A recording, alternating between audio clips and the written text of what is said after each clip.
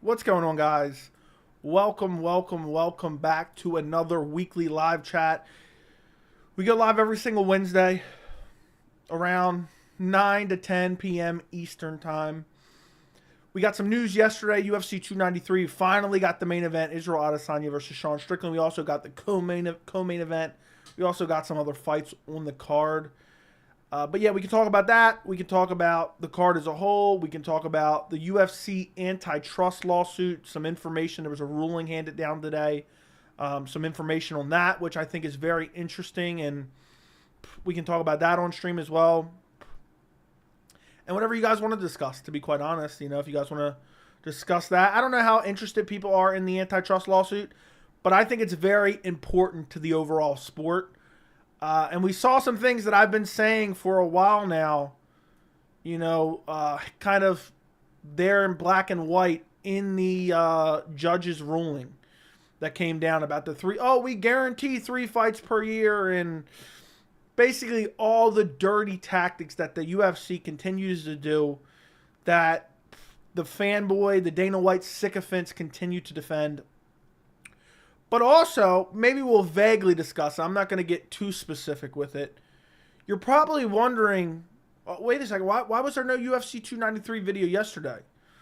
Well, there's a multitude of reasons for it. If you're in the Discord, you know. And maybe we'll discuss that in this stream as well. But it's kind of an interesting story, but I'm not going to speak on too many details of it. All right, so maybe we'll discuss that in stream as well. Anyway, what's up, Fries? What's up, Jesse? What's up, Blaze One?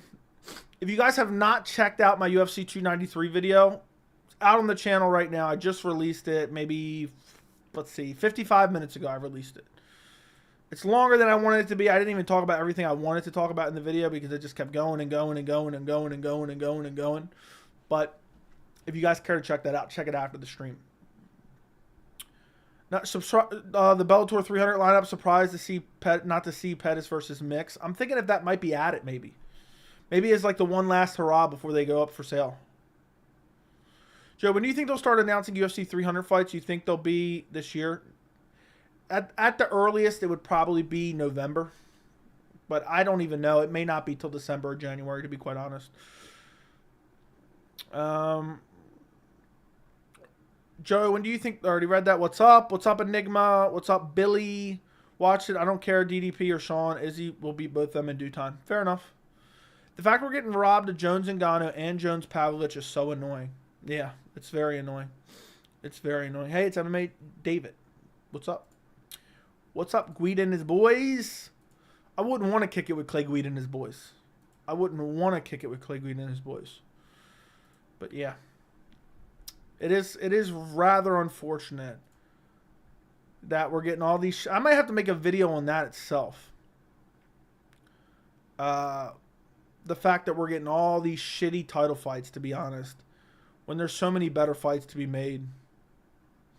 And we could talk about Ian Gary versus Jeff Neal being canceled. Oh, that's a real pain in the ass. I'm actually really annoyed by that. That really sucks bad. That was the second best fight on UFC 292. Ew, Gary versus Magny official. I knew it was happening, but it's official now. Is it official? Don't lie to me. Don't lie to me. I have no desire to see Ian Gary versus Neil Magny and his dumbass hairline. That sucks. I'm clutching my pearls over that too. It was such a good fight. It was such a good fight, and now it's canceled. Who wants to see the Neil Magny fight? Who wants to see? Nobody wants to see that. But the UFC wants to. They're like, okay, he's taking on a short notice fight, and that's why. That's bullshit. I know they apparently train together, but I'd rather see Ian Gary versus Shavkat Rakhmonov. Book that instead. Whoa. Oh my god, we got Bizbang posting power slap stuff online. Ew. You know what's crazy? Imagine working for the UFC and now all of a sudden you're forced to cover power slap.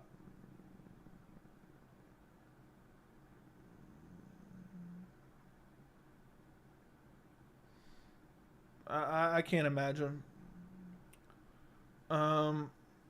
Yeah, Jones Pavlich, UFC 300, please, UFC guys, that'd be nasty. I'd love that. What are the top fights you'd like to see on UFC 300? Hamzat versus Adesanya. I'd love to see that one. Shavkat versus a top contender. Or a title shot. Joey, lie to us next time and tell us no fights are canceled. We keep losing great fights. I know, dude. I'm really disappointed in like the next 2 months now. I'm really disappointed.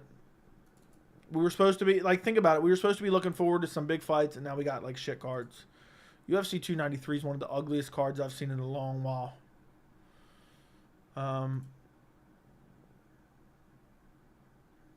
Yeah. It's really actually shitty. I'm not gonna lie, I'm kind of disappointed in general over that whole thing.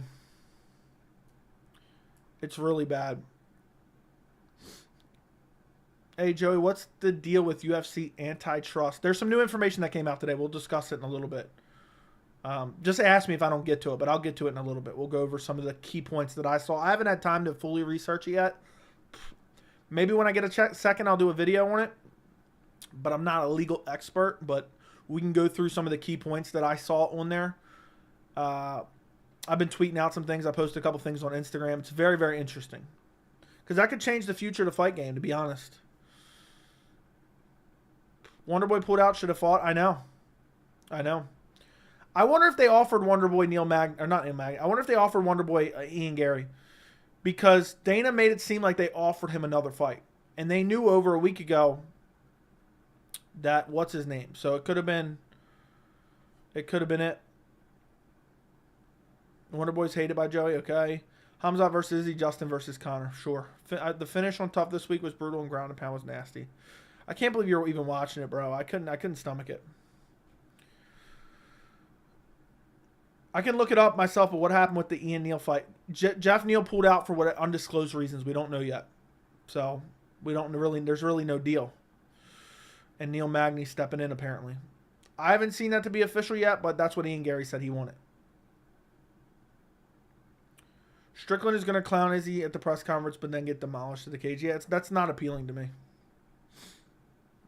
Doesn't interest me at all.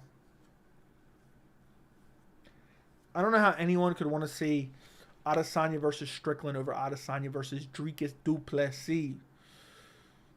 With staph infection, are you sure? Have there been any updates in the new game? Power slap's out now, apparently. I wonder if Jeff Neal's legal problem's coming back. I don't know, dude.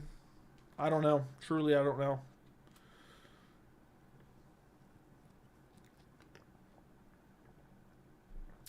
He's always seemed like he has issues getting to the cage, man. He missed weight for the Shavkat fight. He had health issues, back, what was it, 2 years ago or something like that, where he was having health issues. Jeff Neal's always has something going on.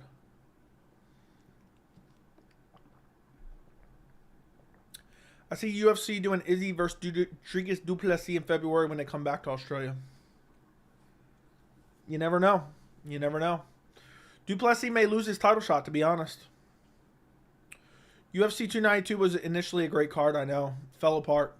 It fell apart. I pray Neil Magny's not the replacement. Supposedly, that's what's going to happen, which, ugh. I hate it. I'm not looking forward to it at all. Cannonier versus Allen. If it happens, prediction Cannonier by brutal TKO. It was such a good matchup in Ian Gary's test to see where he really is skill wise. I know. I'm butthurt about that one too. Why does he always get to fight where his opponent's coming off a fight? I don't know, dude. When it's always, is it always that case?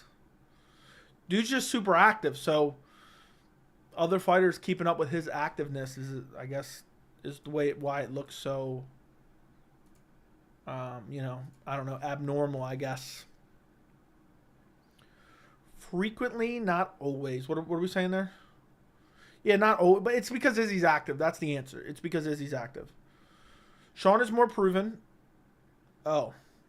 Sean, its best win is Nasruddin Imavov. Dricus du Plessis' best win is Robert Whittaker.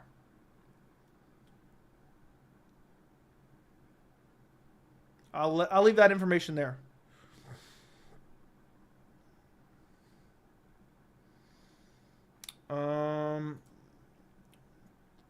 If you want O'Malley KO Sterling, if you want to see the video breaking Gary Magny, someone put it in the breaking news tab.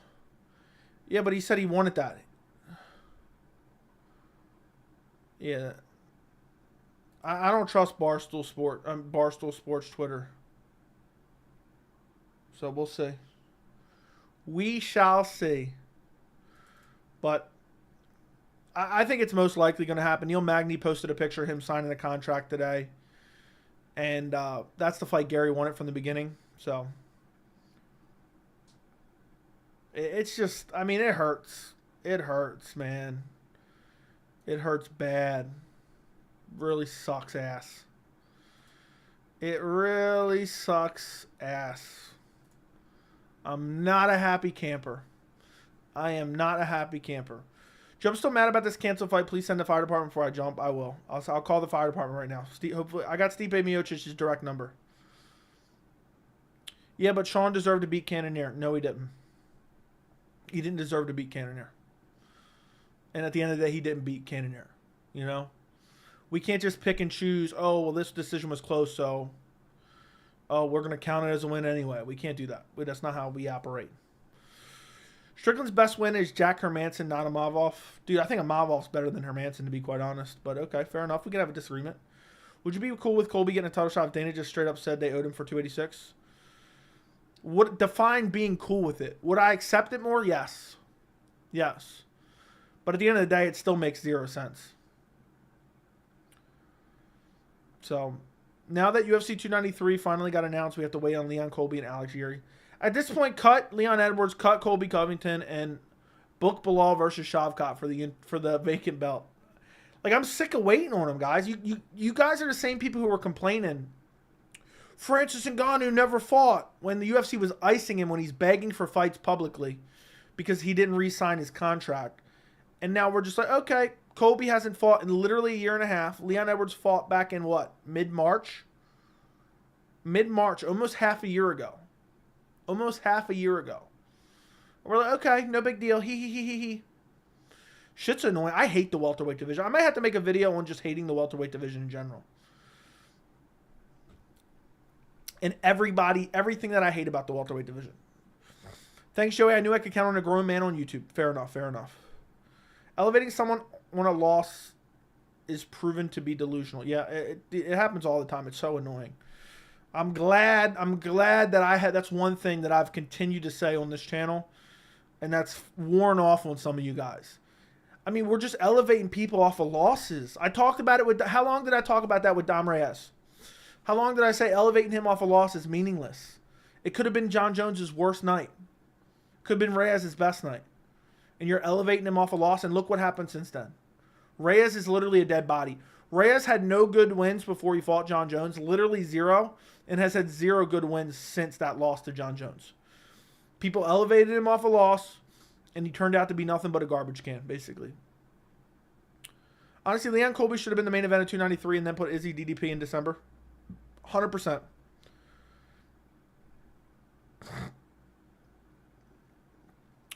It's not picking and choosing, just using judgment. Did you score for Canadian? Nothing ever bound the UFC to any criteria. I don't even know what you mean, dude. You're just picking and choosing who you thought won, and you're saying, oh, that means they're more proven. Ray hasn't even won a fight since the Jones fight, exactly.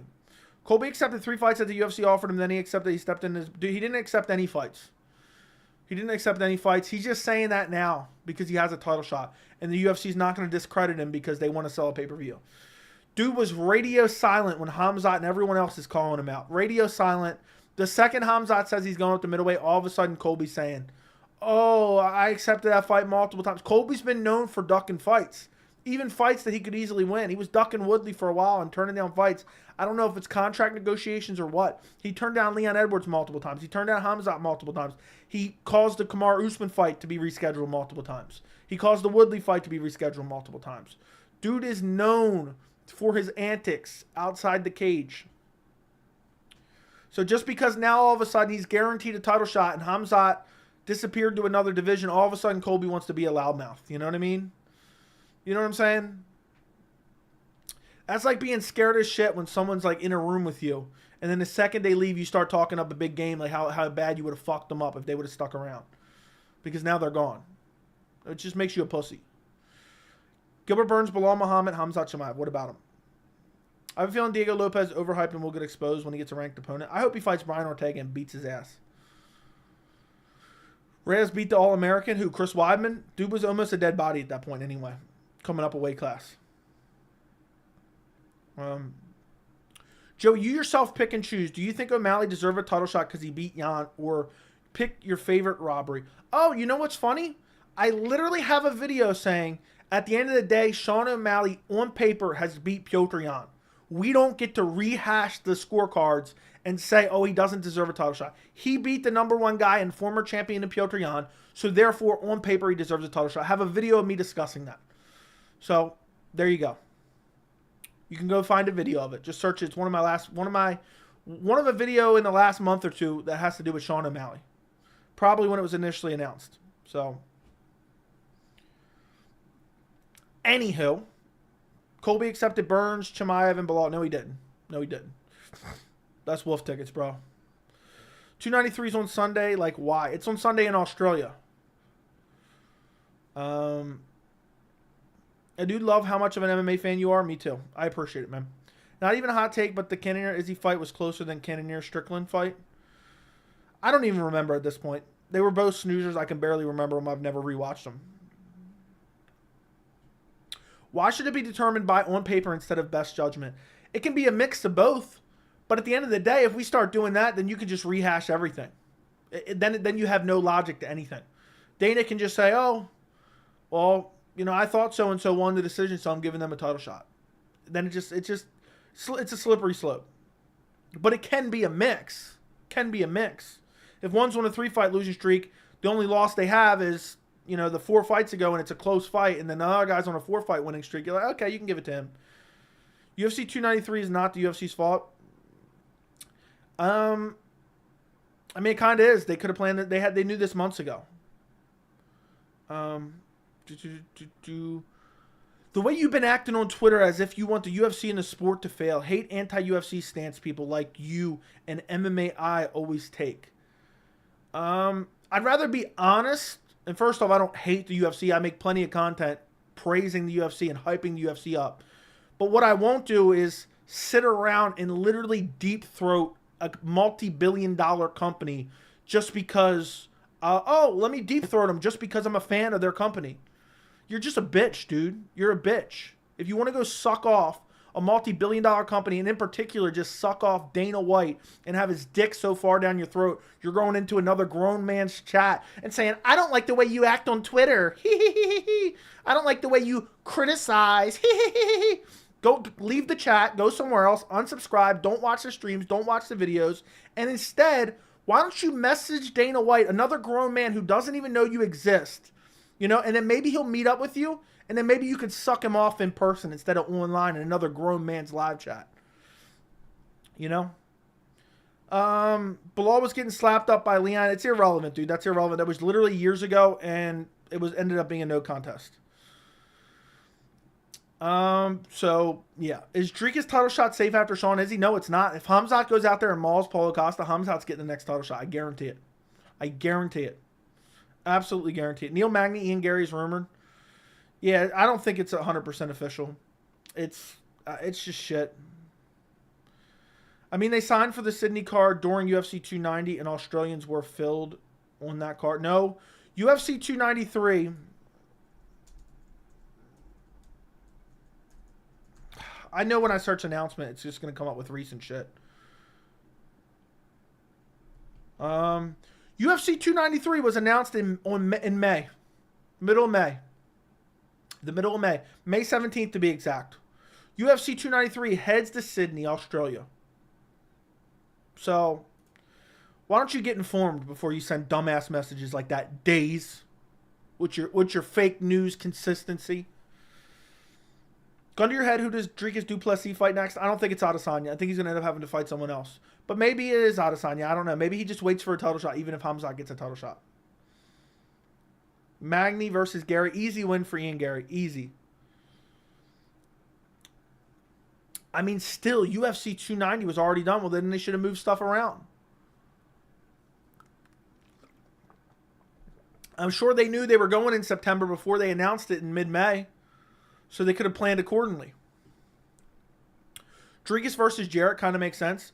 And also, the UFC's vindictive. The UFC's vindictive, so they might be pissed that Dricus didn't take this fight. Whether that's right or wrong, that's not for me. I mean, I don't like it. But there's nothing we can do about it. So the UFC might be like, you know what? Take another fight.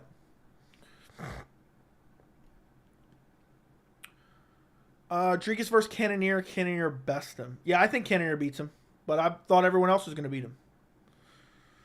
Would you like DDP? Izzy at 293, but Rob, DDP never happened. Yeah, probably would have been better than this, but I get what you're saying, yeah. The UFC petty, of course they are. Apparently Dana said that Connor's going to fight Chan. I don't believe a word Dana says. I don't believe a word Dana says. So, it's hard to say. It's hard to say. It's impossible to say.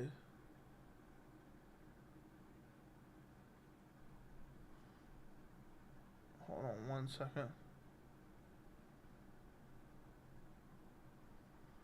Okay. 2023 has been Dana's worst year as president. It feels like it. I don't know how accurate that is. I'd have to go back and see.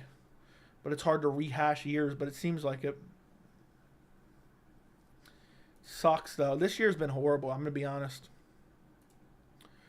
I mean, think about this. I talked about it in my video. Imagine an alternate universe. Israel Adesanya versus Dricus du Plessis. Okay? Leon Edwards versus Shavkat Rakhmonov. Or Bilal Muhammad.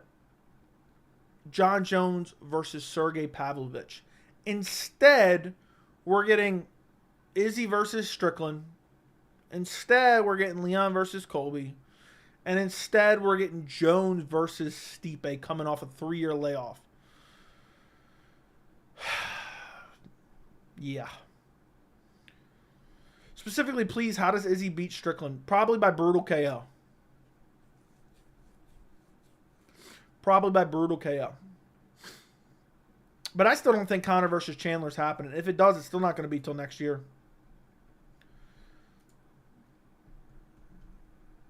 Dana keeps insinuating Conor versus Chandler with no fighting out. Dude said, yeah, Conor's ready to fight. Conor's ready to fight. Conor's ready to fight. Conor's ready to fight. But yet, well, that's awfully funny because, oh, well, why isn't he in the USADA testing pool? Why isn't he in the USADA testing pool is what I'd like to know.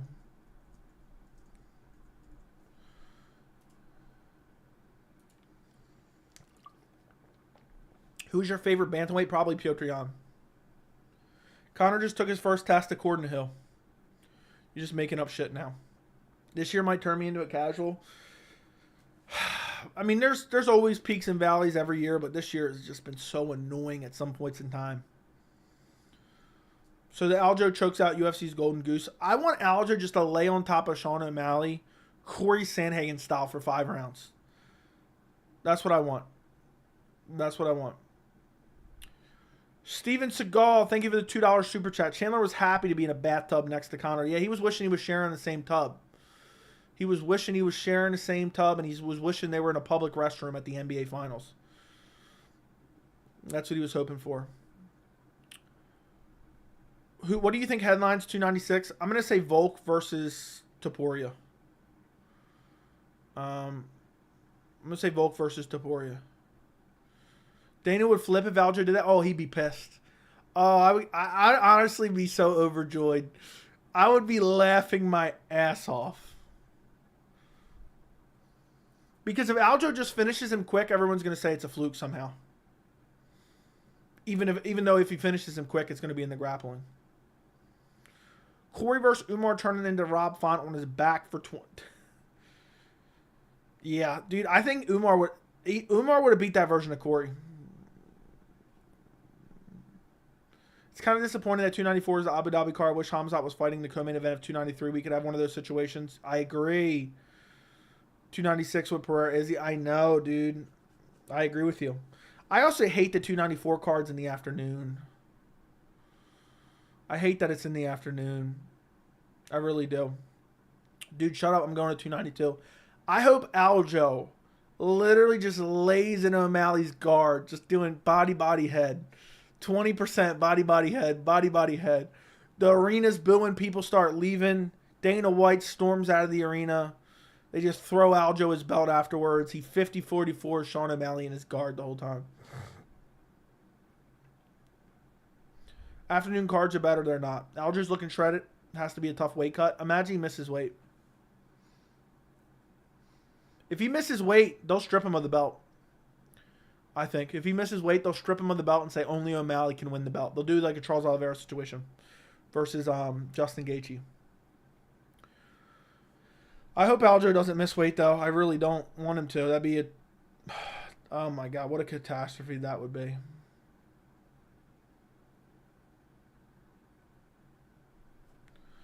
Think Shevchenko beats Grasso in the rematch? I would say most likely yes. Gun to my head, I say yes, and I think I live. Gun to my head, I say yes, and I think I live. Did you see O'Malley said on Ariel that he says he wants to win in December, but only against Cheeto and dismiss Merab, Cejudo, and Corey? O'Malley said on Ariel if he wins, he wants to fight in December. That's so funny, dude. Merab was going to whoop his ass if he wins. Has Aljo ever missed weight? Not that I remember. Not that I remember. But that's funny. Of course he's... Dude, O'Malley... I'm telling you, O'Malley's going to be like an annoying champion that's trying to duck certain people. And it's going to be so blatantly obvious. I'm telling you right now. I'm telling you right now, it's going to be obvious. We're going to be able to sniff it out a mile away. We're going to be able to sniff it out a mile away. And it's going to be very, very, very unfortunate. Who do you think Dana's saying Wonderboy is getting the show money? I kind of get it, but I'm not a big fan of it. I'm not a big, even though I'm annoyed at Wonderboy too. I'm not a big fan of him not getting paid. He should get reimbursed at least something. Joe, what's been your personal favorite card this year? UFC 290, most likely, or 287 was pretty. No, it's probably 290 was better. Just the finish in the main event of 287 was crazy as well. Imagine next month O'Malley, Covington, Strickland can become champ. Dana will cream himself. I don't think any of those three will happen. Do you think Ian Gary fights someone at 292? It's going to be Neil Magny, most likely, unfortunately, which is just a shit card. What's your guys' favorite card of the year so far? What's been your favorite card of the year? Let me know in the chat. Everybody like the stream? Thank you, Connor. Yeah, if you guys could like the stream, I would greatly appreciate it. I would greatly appreciate if you guys would like the stream. Also, double, triple check. Make sure you're subscribed to the account. 290, yeah. So you guys are all there, right there with me. 290 for me, probably. Overall, it was just way more fun. 290 was insanely good. Ian Gary versus JDM. Oh, that'd be a banger. I wish they would do that instead. Danny said he offered Wonderboy another fight 2 weeks later. He declined. Why is he ducking everyone? Dude, I don't know. Wonderboy just don't want to fight nobody, dude. He doesn't want to fight anyone. It's annoying as hell. The funny thing is, Ariel brought up Sandhagen. He said, I don't know about that. But he wants to fight Marlon Vera. If Marlon Vera beats Munoz, that's hilarious. 285 was pretty good. Yeah, it was 289 was actually really, really good, surprisingly. But I think 290 was definitely the best card. By the way, guys, look. If you're wondering why I didn't have a UFC 293 video yesterday, okay, only the Discord knows this, and I'm not going to get into any details. But I was attacked yesterday. I was blatantly attacked yesterday by multiple assailants, okay? Broad daylight. Brutally attacked. But let's just say I ended up on the better side of it, okay? I was brutally attacked by multiple assailants, and all I have to show for it are these 2 marks on my hand right here. Look at that. Hold on. That's all I got right there. and maybe a scratch on my leg. I was brutally attacked yesterday. And luckily that's all I ended up with. But if you're in the Discord, you know what I'm talking about. But that's why I ended up not doing a 293 video yesterday. Also, I was really tired and I was busy yesterday as well. And then on top of that, I'm like, I hate this fight card. So, I hate this fight card. So, did you Boston Crab him? I did worse than that. Let's just say worse than that happened. All right? Worse. I can't talk about it online. Okay? I can't talk about it online. Does Gary need a dance partner? Give him Wonderboy. That's what I'm thinking. That's what I'm thinking. Bro, you have to tell a story. I can't, dude. I can't tell a story. I can't put that information out there. Is women's bantamweight doomed without Nunes? It's been doomed, dude. It's been doomed. It's been doomed. Wonderboy only fights journeyman strikers. Agreed. Joey, thanks for the night out yesterday with your friends, Guida and the boys. Yeah, look, I'll leave it at this. I was with Guida and the boys, all right? I was with Guida and the boys. Yeah, and then I went to the hot tub afterwards with Dana White and his luscious V. Interesting question. Do you think Alger's one of the all-time greats? He's already one of the all-time greats without the win over O'Malley. I actually think the win over O'Malley does very little for him. Does very little for him.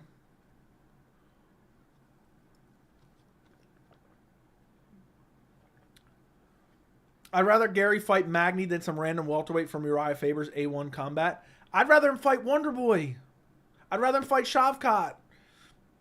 I'd rather him redonate for Jeff Neal. I said donate. I was reading the chat. I'd rather him rebook Jeff Neal. I'll donate $5 if you tell him. No, I can't. Hey, Joe, I'm not sure if you mentioned this, but what's your opinion on the Wonderboy situation? I think he should have got reimbursed slightly, at least reimbursed enough for his camp. But I understand the UFC not giving him his full paycheck. When they offered him other options, when they offered him a bonus to take the fight, when they offered him another fight, apparently, what are you going to do? I mean, you did everything you could to try to get him another fight, and he turned it down anyway. And he's already getting favorable matchups to begin with. So I don't feel right that he's not getting paid at all. I do think they should pay him a bit. Maybe they give him $20,000.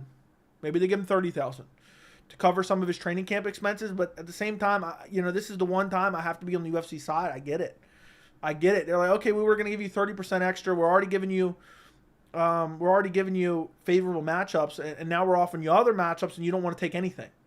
You're 40 years old. You're just begging for any matchup under the sun. So it's super annoying. 75 days until Oliveira buggy chokes Islam. Could you imagine if Charles Oliveira goes out there and finishes Islam Makhachev and submits him? That'd be craziness. Where does Jan go from here? Maybe the winner of Vera versus Munoz, I'm thinking. Holland versus Gary going to be fire if it gets booked. I don't mind that, but Holland on short notice just always loses, so I don't really usually care. Connor J. Benner. Thank you for the $2.79 Canadian. I appreciate your donation. You deserve it, story or no. Thank you, Connor. I appreciate your support, my friend. Wonderboy ain't stepping in on 2 weeks' notice. Yeah, Wonderboy don't want nothing. He don't want to fight nobody. So, that's just the way he is. Wonderboy had every opportunity in the world. Dude does nothing but talk about, oh, I want to fight for the title one day. No, just cut Wonderboy. I want nothing. I only want Wonderboy to be offered Shavkat Rakhmonov from here on out. That's it. That's the only fight you're being offered. That's the only fight you're being offered. Or Renat Fakhretdinov. You get either Shavkat Rakhmonov, or if he's booked, you're getting Renat Fakhretdinov. That's the only 2 options you get now from here on out. Don't call us unless you want either one of those guys. I hope Islam beats Oliveira and Justin beats Islam. It's hard for me to say because I'm a big-time Islam fan. Okay? Joey, is your confrontation going to air on Animal Planet? No. But I'm gonna watch some Animal Planet tonight after I'm done the stream. I'm kidding. I'm kidding. Is Wonderboy the first fighter to pull out of a fight because of the opponent missing weight? No. Why is it even a debate? If the contract states you don't get paid, then go by that. Yeah, I mean, it's unfair to Wonderboy for sure, but at the same time, look, I'm not a fighter. I'm not fighting at the highest level. Every time I signed a fight, I would pray that my opponent missed weight. I would pray. I would want that 30%. How much did Michelle miss by anyway? 3 pounds. I think Ian would be a layup for Kevin at this point, especially at 170. Yeah, I think Ian Gary would smoke Kevin Holland probably, but it'd be interesting because they're both strikers. It'd be interesting because they're both strikers. The thing is, Wonderboy backed out, didn't get canceled because of the weight mess. Yeah. It's show money. You ought to be paid. At the very least, you should make a portion. It's show money. It's not showing up to the scale. It's showing up to the cage on fight night. I don't enjoy defending the UFC anymore than, you enjoy Wonderboy not getting paid. I think he should get a portion. I think, but Wonderboy, how much does he make? Probably 150, 200,000, I would guess, maybe 300,000. You're going to pay him 300,000 for refusing to fight on a card where you really needed it? No. You getting Curtis on before the fluffy fight? I'm going to try to. Joe, have you downloaded the new Power Slap game? Yeah, I've downloaded it on every phone I've ever owned. Joey said Gary smokes Holland. Dude, Holland's not even that good. He's not even that good. No, I was saying I think Kevin would smoke him. That's crazy. He showed up to fight at the contracted weight. I understand what you're saying, dude. But they offered him a quick fight turnaround. They offered him multiple things, and he didn't want to do it. Pay him enough to cover his camp so he's not losing money, and that's it. Book another fight.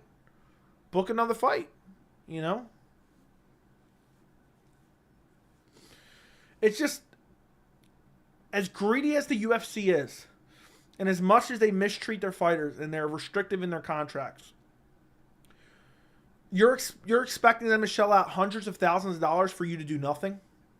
To only make weight, that's it? When you're already getting favorable matchups from them? How's your night going, Joey? My night is going well. All right? It's going well. My UFC 293 video's out, and it's doing good. It's almost to 1,000 views, which is good for me for about an hour. I'm happy about that. Let's see if this dude really changed his name. Yeah, dude changed his name. Some dude left like a stupid comment on my video, and I called him out by name. He changed his name on YouTube. That's funny as hell. How's your night going, Joey? It's going good. Let's fucking go. What's up, Andy? Welcome. I just think it's crazy that people love spending other people's money. Yeah, I agree. Again, I think he should get something. I think they should at least cover the cost of his thing, because he showed up to fight at the weight, and it is what it is. But they can't give him. They're not going to pay somebody $300,000, $200,000 to do nothing. They're just not. It's just not reality. And I always look at situations independent of each other. People always think, oh, you're always against the UFC. No, I look at the facts, I look at the evidence, and then I formulate my opinion based on that. I formulate what I think should happen based on that. The Francis Ngannou situation, a bunch of bullshit. Absolute ridiculous amount of bullshit. And the UFC was doing him dirty. The UFC was treating him like shit. The UFC was using dirty negotiating tactics. And I told you guys all that. I brought up the evidence, I brought up the facts, and I told you the way I felt about it. Okay? For whatever reason, look, certain people, it may be media members, it may be MMA media members, it may be MMA YouTubers, it may be MMA Twitter personalities. If every single time that there is a problem, okay, if you can guess their opinion before you even hear their opinion, whether it's a tweet, whether it's a video, whether it's an article on a website, if you can guess their opinion before you even see their tweet, their article, or video, they are more than likely biased. They are more than likely biased, and they always fall in one direction. That's it. For whatever reason, I get the rap of, oh, you don't like the UFC, you're against the UFC. That's not even true. If you watch my content, that's just not true. That's not even remotely true. And there's probably thousands of hours at this point of video evidence backing that up. But, Yeah, I know people think I have a bias against Wonderboy, but no, I just don't like the circumstances of what he's been doing for literally years in the state of the welterweight division. You know, you can find me talking about this literally years ago. So, in this case, I understand people wanting Wonderboy to get paid. You know, I'm never going to wish another grown man out of a check. I'm never going to be pocket watching another grown man, okay? If the UFC wants to pay him $200 grand to do nothing, I can applaud the UFC. Congratulations. Good job for the UFC. Doing the kind thing out of the kindness of their heart. But to say, you know what, this guy turned down multiple fights. This guy was already getting favorable matchups. And now, okay, his opponent missed weight by 3 pounds, but he was going to get 30% of his purse. So now he's probably getting an extra at least like 50, 60, 70, 80,000 on top of his regular purse. But he's like, nah, I don't want that. Okay, we'll give you a fight for 2 weeks from now. Nah, I don't want that. He was just looking for a free paycheck. And I understand not doing that. So, it's just, I don't know. Wonderboy should get. I don't know what you're saying, Joey. How likely do you think that Leon versus Colby co-mains Miocic Jones? At this point, I have no idea, dude. I don't know anymore. I don't know what's bound to happen anymore. The sport's in shambles the back half of this year, to be quite honest. The sports feels like it's in shambles the back half of this year. Wonderboy is honestly so played out, man. His fights are only fun if his opponent leaves the wrestling in the locker room and they decide he is completely inept at getting himself up. At this point, cut Wonderboy. Let him go to PFL. Raul Rosas Jr. didn't disappear. He's at summer school. Wonderboy wonders why you got a pot belly. Okay, I don't know what you mean. Raul Rosas Jr. is super senior, I heard. I don't know what that means either. I'm more mad because the fight was going to be a banger. Yeah. Chael Sonnen. No, dude, stop. Just don't even suggest that, dude. I couldn't imagine Chael Sonnen. It's going to be.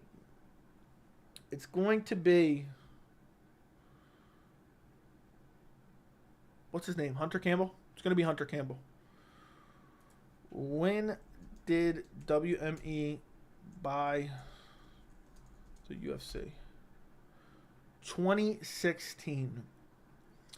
I was watching a fight the other day. I don't remember what fight it was. And I saw Hunter Campbell in the crowd. And I was thinking, damn, this is an old fight.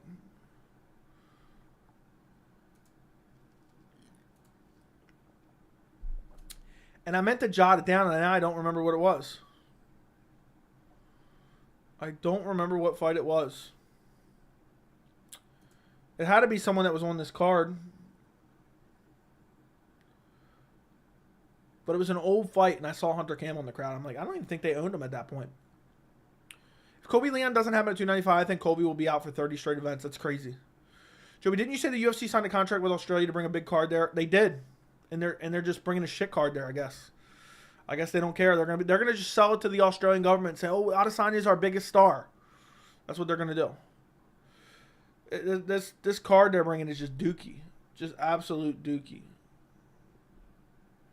just absolute dog shit dookie card. 293 is a disappointment, mega disaster in my opinion. So many undeserved title shots this year. Dana only cares about title fights that will make money and not giving people the title fights they deserve. He just cares about pumping out events at any cost. Pumping out events, any cost. It's disappointing. I wish I could remember which fight I was watching. I wish, does UFC Fight Pass let you know what fights you were watching recently? Trending videos. I don't want to see that. What did I recently watch? History. Ugh.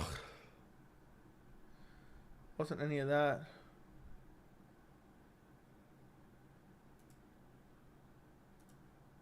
I don't think it was this. Maybe it was Tony versus Cowboy. I don't think it was, though. And now I'm never going to remember what it was.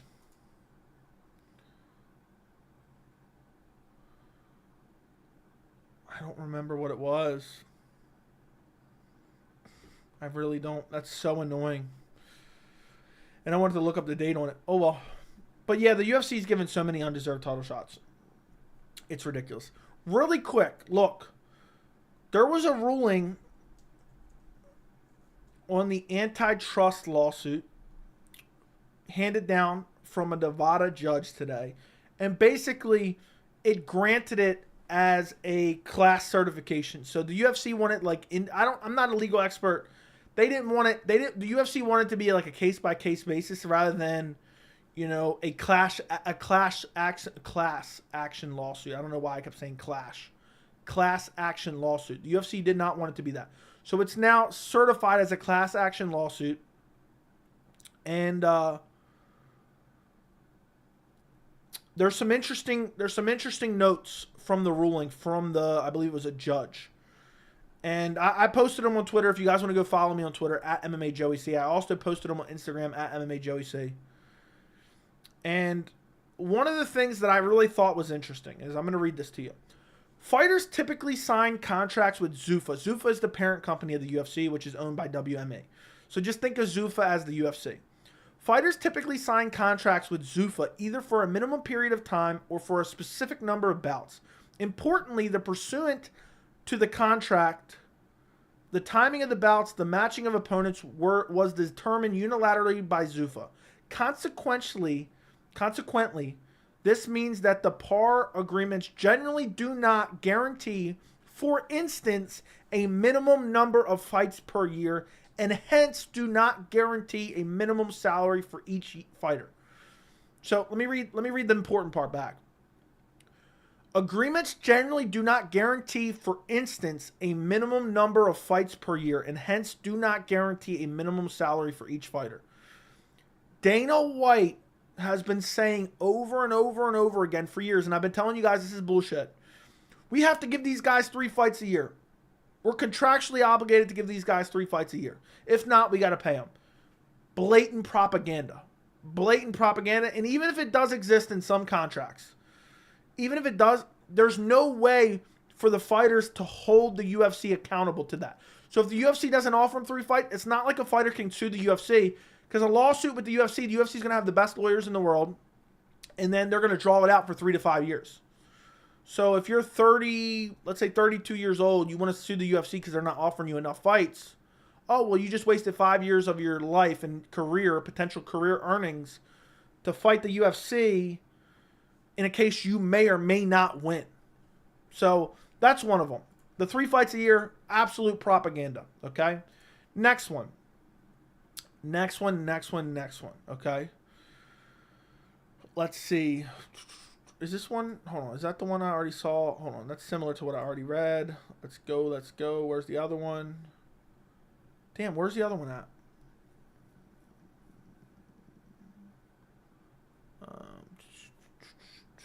Okay, let me go click on this. This guy posted it.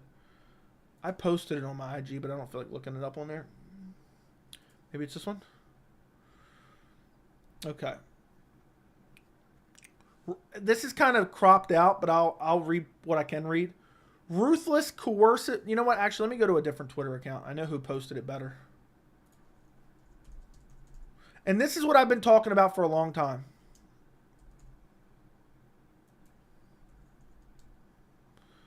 John Nash on Twitter. Great at covering this stuff. All right, let's see. Let's see if I can find it. He's posted so much about it. Oh my God. I'm never going to find it. I'm going to have to just pull it up on my phone. Let's see. Okay. Nope, that's not it.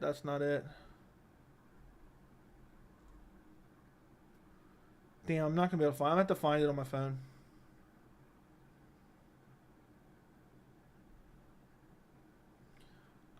Let's see. Okay, that's the fights. The minimum fights. Alright, I'm going to just pull it up on my phone, because I have it saved on my phone. Okay, here's the important part on this one.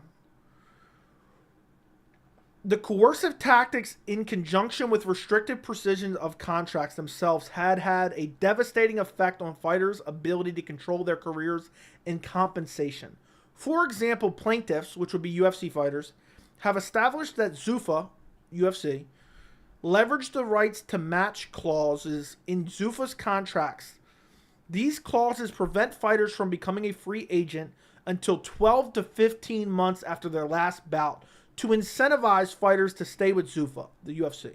The 12 to 15 month waiting period would be one of which the fighter would not be earning any money from fighting and constitute a significant portion of a fighter's career. Significantly, Zuffa did not pay for any of a fighter's expenses associated with maintaining skills to be competitive during that 12 to 15 month period. Yet a fighter needed to train, live, to maintain their skills so they can maximize their revenue from a bout when it eventually came. I added that. It's just the way it's worded. And improve in ranking. The costs associated with training facility, receiving coaches, setting up sparring matches, and the basics of living, house, food, health, benefits, were therefore all borne exclusively by the fighter. That meant that competitive fighters could not practically endure a 12 to 15 month period of no bouts and no revenue if they wished to both live and remain competitive. Thus, the devastating economic effect of having to wait 12 to 15 months to earn again would effectively and practically force fighters to re-sign with the defendant, which would be the UFC, if they wanted to continue to be a competitive MMA fighter. So basically what that sums up is the UFC and their dirty negotiation tactics and their dirty clauses in their contracts to hold guys hostage like Francis Ngannou, like Nate Diaz. So that's what's going on. That's what's going on there.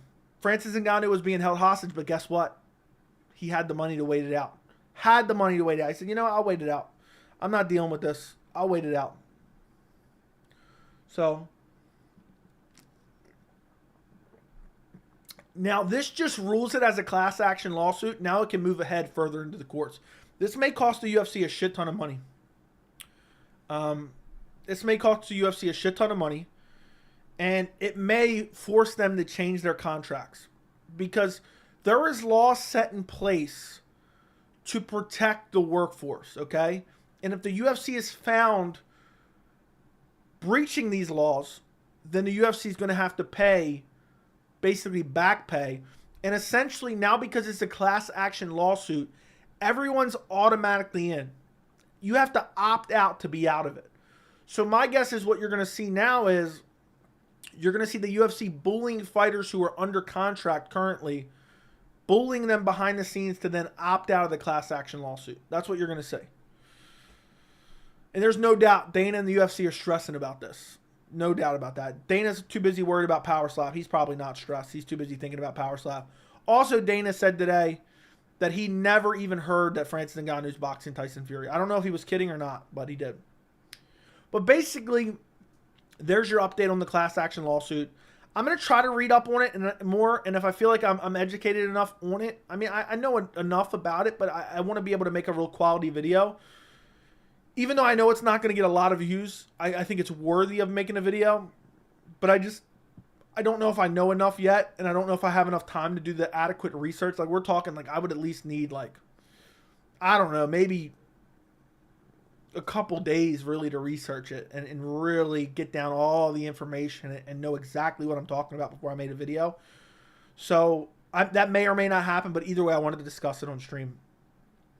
So, and you know what's sad is I know a lot of people, for whatever reason, think I'm like anti-UFC. I'm not one of those anti-UFC, anti-everything the UFC does. I'm not one of those people, okay? I'm just not. You know, if you believe that, then you're not watching the videos and you're not listening to what I have to say, because there's plenty of videos where I do nothing but compliment the UFC and say, oh, what a great job they're doing, and this is so wonderful and spectacular, and I love this event, and I love that, and love this. But what I hate, what I absolutely hate, is whether it's, again, it could be an MMA media member who just writes articles. It can be an MMA media member who just covers the UFC live. It can be MMA YouTube personalities, whoever they may be. It can be MMA Twitter personalities, whoever they may be. Anyone who would you consider to be in the MMA media ecosystem in general. That could even include me, okay? What I cannot stand is these people are sycophants. These people are UFC sycophants. They are Zuffa zombies. They are WME zombies. Which, for whatever reason, propaganda, intelligence, for whatever reason, They are so conditioned to just take the UFC's side on every single issue, no matter what. No matter what. They're a fan of the sport. They like the UFC. The UFC is the one that has the best fighters and the best fights and the most competitive fights and the deepest divisions and the best production quality. And because of that, because they love the organization, they're sycophants for Dana White. They look at him as a god, okay? And they eat up every piece of propaganda that they feed them. And then what you have is you have media members who not only are scared of the UFC, they're also just stupid. And they also just buy into the propaganda. And then you have the other fans and the other MMA media members and MMA Twitter and MMA YouTube. They're such fans of the sport, they're blinded of what's really going on. And also sometimes it's just an intelligence issue. You know, they don't have the critical thinking skills to look at this and say, oh, Francis Ngannou's kind of being bullied here and he's taking a stand for himself. They can't separate that from, I really want to see John Jones versus Francis Ngannou. Both of those can be true, and you can still see what's actually going on. But a lot of fans as a whole, a lot of MMA media members as a whole, lack the critical thinking skills to really just dig in and look at everything that's going on and look at all the different statements and figure out what's actually going on. So what happens is you end up in this echo chamber of people just regurgitating Dana White's propaganda. They're like, what can I say for you today, Daddy Dana? What can I put out for you today? What kind of hit piece can I put out for you today? Look at Kevin Iole, Dana White's lapdog. Look at Brett Okamoto, Dana White's lapdog. A lot of these people are just UFC mouthpieces. That's all they are. That's all they are. And whether they're knowingly doing it or unintentionally doing it or doing it out of fear because they don't want their career to be negatively impacted because Dana is vindictive, it doesn't matter. The end result is the same, and it ends up with a lot of the MMA community being brain dead and just regurgitating these same talking points over and over and over again. It's infuriating because I don't like hearing constantly, right? You think I enjoy hearing, oh, fighter pay issue, fighter pay issue, fighter pay issue, this fighter pay, this and that. There's some people that take it too far, okay? There's some people that take it too far in favor of the fighters, okay? In certain situations, like, oh, Stephen Wonderboy Thompson deserves his whole entire paycheck because Michelle Pereira missed weight. There's some people that take it too far. But the problem is, there's so many people, let's just single out the fighter pay issue for 1 second, that will say this. They'll say this line over and over and over again, right? They'll say, if you don't like the contract, why did you sign the contract? Okay, that is a common talking point. If you don't like the contract, why did you sign the contract?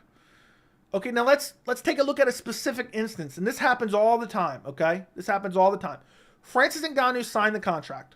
Francis Ngannou attempted to fulfill his contract. All he wanted to do, he didn't care about anything. He said, look, I signed this piece of paper. I signed this contract with the UFC. All I want to do is fulfill this contract. That's all I want to do is I want to fulfill my end of this legally binding document. And what did the UFC do? What did they do? They iced him, they breached contract multiple times, and they treated him badly. They treated him badly intentionally to try to drain him of money, to try to force him into a situation where he was forced to re-sign with the organization in favorable terms to the UFC. That's what they did. He signed his contract, he attempted to fulfill his contract, but the UFC didn't want him to fulfill his contract because they wanted to bleed him dry until he was then forced to re-sign a new contract. That is the problem. The problem, okay, there's issues with the contracts, but the main issues with them is there is levers in those contracts to abuse the fighters into basically having to re-sign with them. That is the issue. You know what I mean? If it's a bad contract, okay, it only lasts for 4 fights. I'm going to fight my 4 fights and, oh, now I'm out of it. Oh, but guess what? No, you're not out of it. You're not out of it yet. Because we have a year of exclusive matching negotiations, you know? We have a year of, you know, if you're the title holder, you're automatically extended for a year. Oh, after that year, we have 6-month exclusive rights to match a new contract. Okay? No, we have exclusive negotiating period for 6 months. Oh, after that 6 months, we got another 6 months of exclusive rights to match. So now you fight out a contract, and the UFC attempts to ice you for 2 years, okay? And then even before that, when you're down to 2 fights on your contract, the UFC's delaying and delaying and delaying and delaying and delaying and delaying in an attempt to bleed you dry. That is the issue, okay? That is the issue. And I know a lot of you guys don't necessarily care about this stuff because it's kind of a damper on the sport. You know, I just want to watch fun fights and elite fighters, and that's all I really want to do as well. But important topics like that, they still have to be brought to light. And that's what this antitrust lawsuit is going to do. And the UFC is going to do everything in their power to, for whatever reason, come out on a good side of this.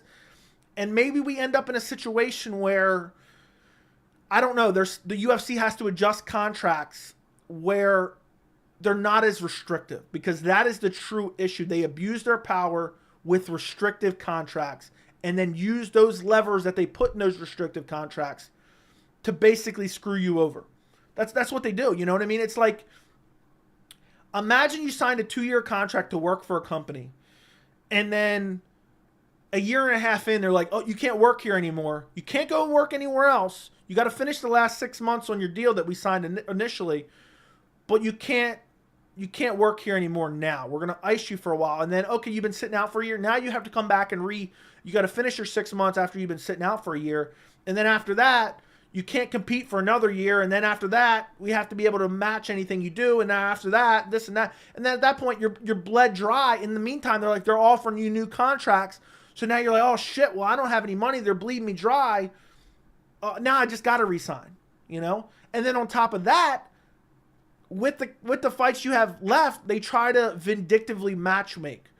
And I get it. You're a fighter. You're supposed to fight anyone at any point in time, whatever. But the UFC will then offer you fights not on your schedule. You know, they'll say, oh, well, we need you to fight in 8 weeks.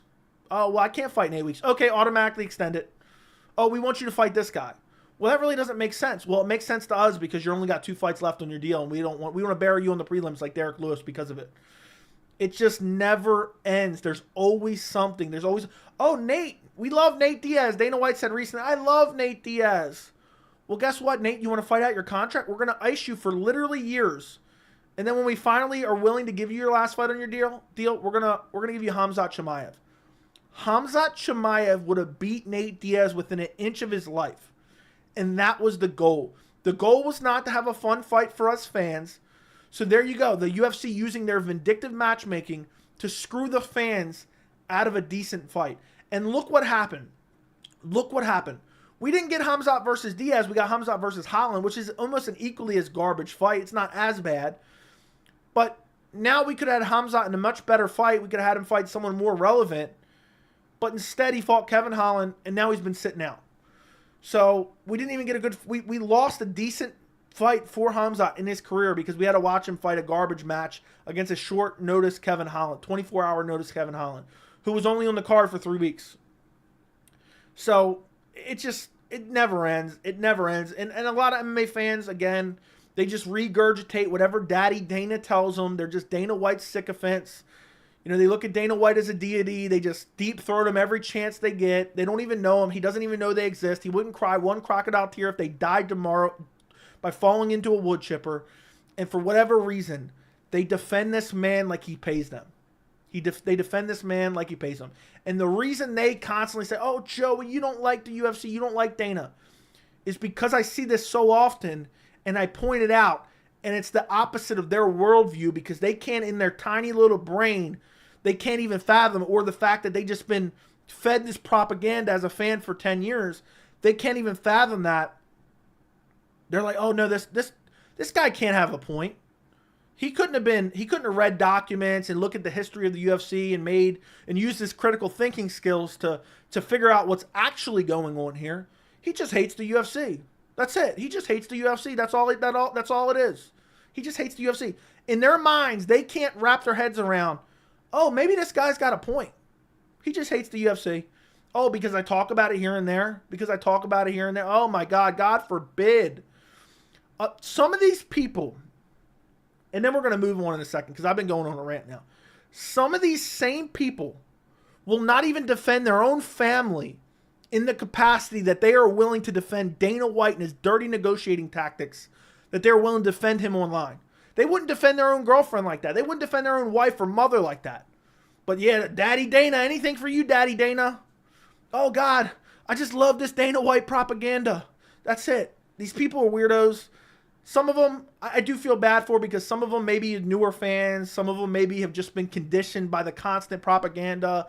And they're just like, oh, I don't really pay attention to that stuff because I just care about the fights. And I kind of do get it. I'm sympathetic. And that's why I talk about it on the channel. So then there's someone who maybe they're watching this stream right now and they're like, oh, shit. What an epiphany here. I'm enlightened. Holy shit, I just found out. I didn't know all this was going on.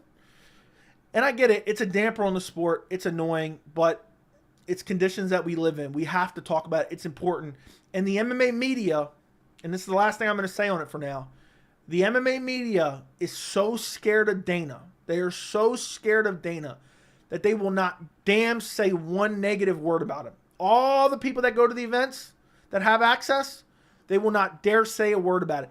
Just recently it came out, the Utah Commission, the Athletic Commission, is now hiding purses from being released. You have to opt out, essentially, to have your purse shown, right? And you had John Morgan from MMA Junkie saying, oh, this is a great idea. Oh, my goodness, this is wonderful. This is wonderful. Thank you, Daddy Dana. And people are like, oh, well, how is that a problem? And he's applauding and saying, look, they get the choice. They can opt out or they can opt in, okay? They can opt out or they can opt in to show their purse or not show their purse. Which, on the surface, that sounds like a good idea. Okay, the fighter gets to make the decision now, whether to have their purse released or not have their purse released. But the problem with it is, if there is a choice, that means there is leverage for the UFC to then bully a fighter. You don't think they're telling people? You don't think they're telling people? No, we don't want you to release your purse. And they're going to slowly start to tell these guys and start to put the pressure on them and saying, look, we don't want you guys to show your purse. We don't want your purses to be shown, because if the purses are shown, guess what? Then fighters have more negotiating power. And John Morgan's just applauding it. Oh, Dana, thank you. And guess what? I mean, this is an even deeper story.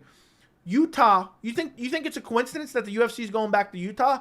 Utah's paying the UFC to come back to Utah. Guess what? Utah's also offering other incentives like, oh, sure, we'll hide purses for you. Just come back, because the economic impact on the UFC in their state is beneficial to them.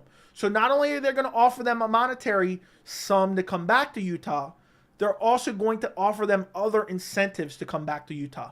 One of them being hiding purses, because it helps lower the negotiating power of certain fighters because they don't know what other people are getting paid. And you have MMA media members just gobbling it up. Oh, please, Dana, this is the most beautiful thing I've ever seen. Thank you, Dana. Oh, God, it's so beautiful. Look at every other sports league in the world. MLB, NFL, NBA. UFC compares themselves all the time to those. Oh, guess what? Most of them have unions. And oh, guess what? Most of their contracts are public information. You know why? Because all of them want to be able to give each other public leverage. They know what other people are making, so therefore they can use that information to go in and negotiate on their behalf. They can look at what they're able to do and come to a conclusion of what they think they're worth easier and what the company's willing to pay. The UFC doesn't want that. They want to strong arm every fighter, nickel and dime every fighter, and they just want to use it to be abusive in certain contract situations, and they want to hide it as much information as possible.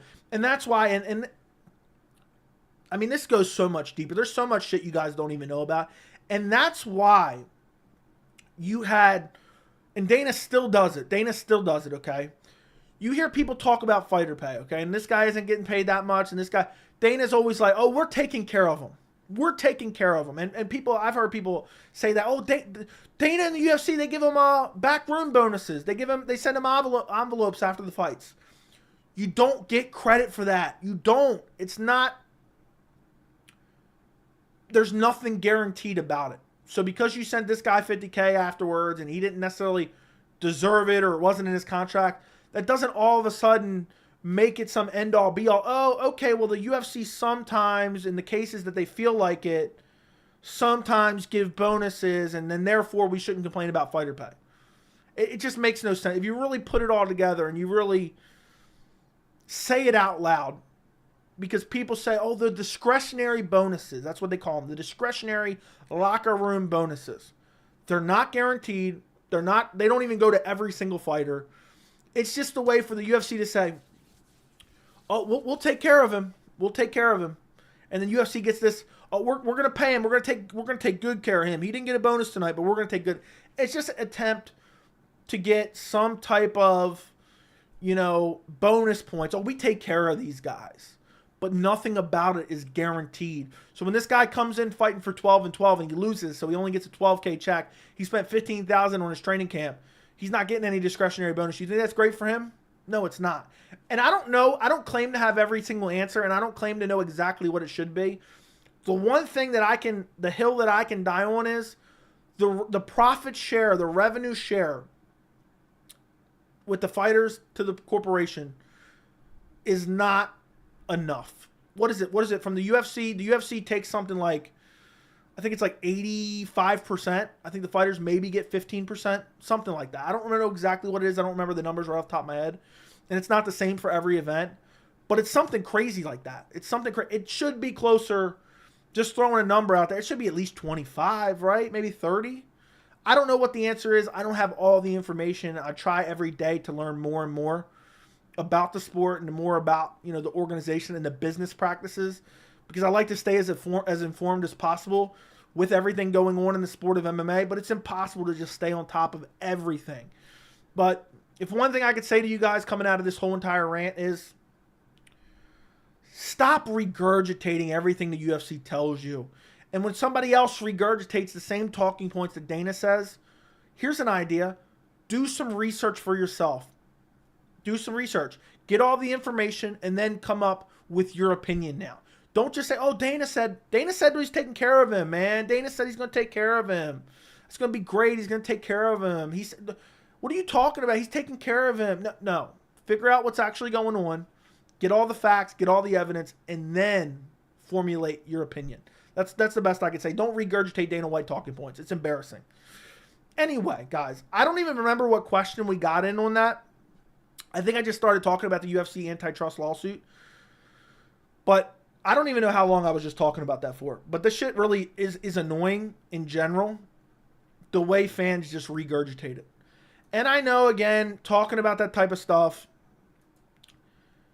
a lot of fans don't want to hear it. But guess what?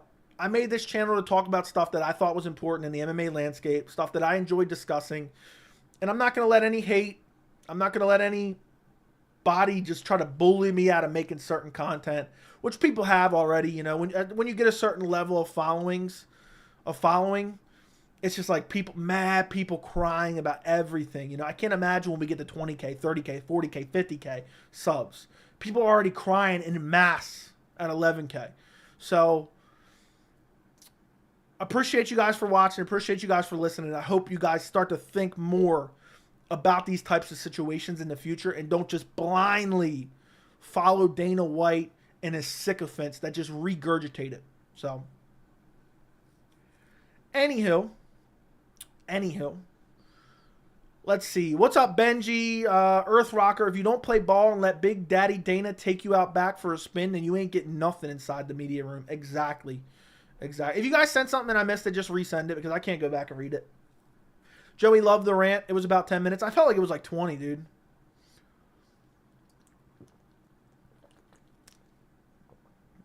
I know the NFL and MLB is about 50% the athletes get. Yeah, I don't know what the I think you're right about that. I'm not sure. I don't know what the number in the UFC should be. I don't know how it should be determined. I haven't deep dived enough on it to formulate an opinion to die on that hill. But I'll tell you this right now. The percentage they're getting right now is not enough. I mean, these guys can literally die out there. They can literally die out there. And people are like, oh, Daddy Dana said this. Daddy Dana said that. It's going to be so great. He took care of them. There's a reason John Morgan always gets the first question. Yeah. That's exactly. I actually quoted his tweet. Dude was sucking it off. Let me go find that real quick. Dude was sucking it off. Okay, here's what John Morgan said about the hidden purses. I love this idea from the Utah Commission. Don't make assumptions either way about the issue. Let the athletes decide for themselves if they want they want their pay to be made public, because there are definite arguments on both sides, right? I quoted it and said, now we know why he always gets the first question. I also quoted and said, you don't think you could see the UFC try and bully fighters into compliance of opting out of having their salary shown? Exactly. You know what I mean? Dana always says they're trying to run a business here when asked about pay. Yeah, I know. He has the same talking points that he's been using for 13 years. Joey, any thoughts about Dana pandering to Nelk and Barstool?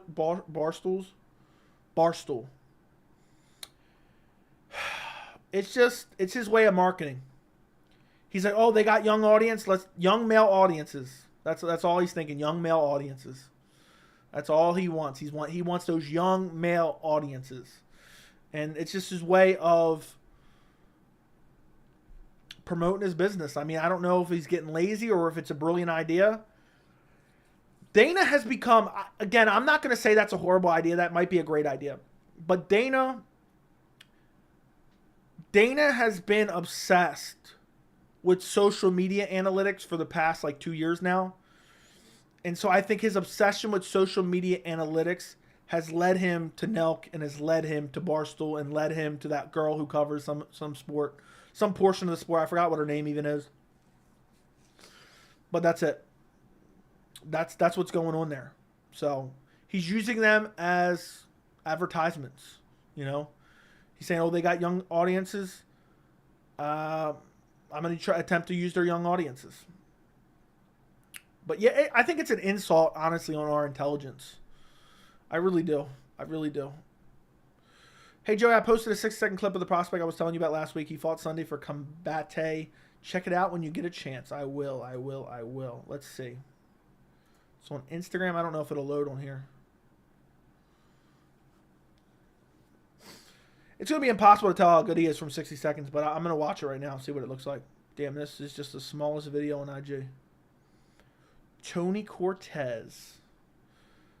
Damn, I hate this camera angle. This high camera angle. I don't know which one's which either. Let's see. Nasty leg kicks from the guy in red. I'm assuming the guy in red is probably him. Maybe not. I don't know. We'll see. No, I'm assuming it's not. Never mind. He's about to get kneed. Oh, it is the guy in red. Maybe not. I don't know. Oh, yep. No, it's not the guy in red. That was nasty. It's too quick to really make a determination of anything, but that was pretty nasty. Looked pretty good. Ian Gary or Kevin Holland? I take Ian Gary. I don't trust Kevin Holland to win any short notice fights. I don't believe he's ever won a short notice fight in the UFC. Joey, not sure if you talked about this, but did you see the Power Slap mobile game? I did, dude. It looks horrible. Dana is trying to stay young to get the younger generation to get into Nina drama. Yeah, I don't know. It's just cornball shit, in my opinion. Absolute cornball shit. I hate that we got to watch Ian Gary take on Neil Magny in his hairline. That's just horseshit, in my opinion. Absolute horseshit. Let's see.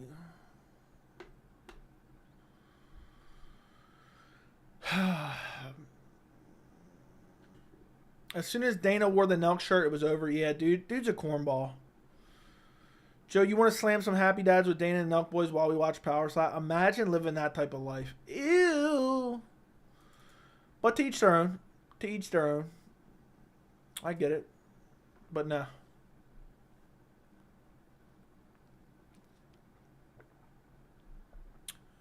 Joey, feels like I ain't been here in forever. Yeah, Jack, you're about to lose your wrench, dude. You're about to lose your wrench, Jack.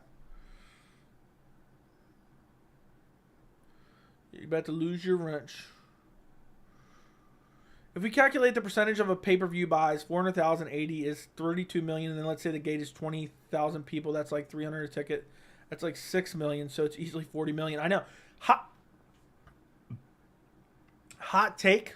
Conor McGregor's the most underpaid fighter in the UFC. Dude generates literally hundreds of millions of dollars and gets like 10 out of it when he does fight. I mean, he's not fighting right now, so. Is Holland versus Gary official? No, Gary versus Magny is official. Gary versus Magny is official. Also, I hate Neil Magny, and I'm sick of tired of losing brain cells watching him fight. Dude, his hairline's so ugly, too. Oh, man, it's bad. I missed part of the stream, but you know I got that cut Wonder Boy ready. Cut Wonder Boy Thompson. I remember I did calculations on pay-per-view points for Ngannou had he stayed. And because people kept saying, oh, pay-per-view points, he would have made more with the UFC. If you break it down based on the information we have from legal documents the UFC has disclosed, you know, you could guess how much Ngannou would make off of pay-per-view points. Joey, have you realized how Dana is a slimy, capitalist, corporate, deep state American guy right in front of us? I'm not sure what all that means, but Dana's definitely slimy. Do you think Thug Rose will be champ again? Absolutely not. She's going to get destroyed by Manon Fior. One more top 15 pullout, and I want the welterweight division evaporated immediately. It's so annoying. Where's your source on Gary versus Magny? It's being reported all over the place now. It's being reported all. Mike Bone. Or Boone. Yeah. So MMA Junkie. He works for MMA Junkie. Joey, can you explain how pay-per-view works? Basically, in your contract, it's written. I'm just going to make up numbers here. For every pay-per-view buy over 500,000 buys, you get $1 for.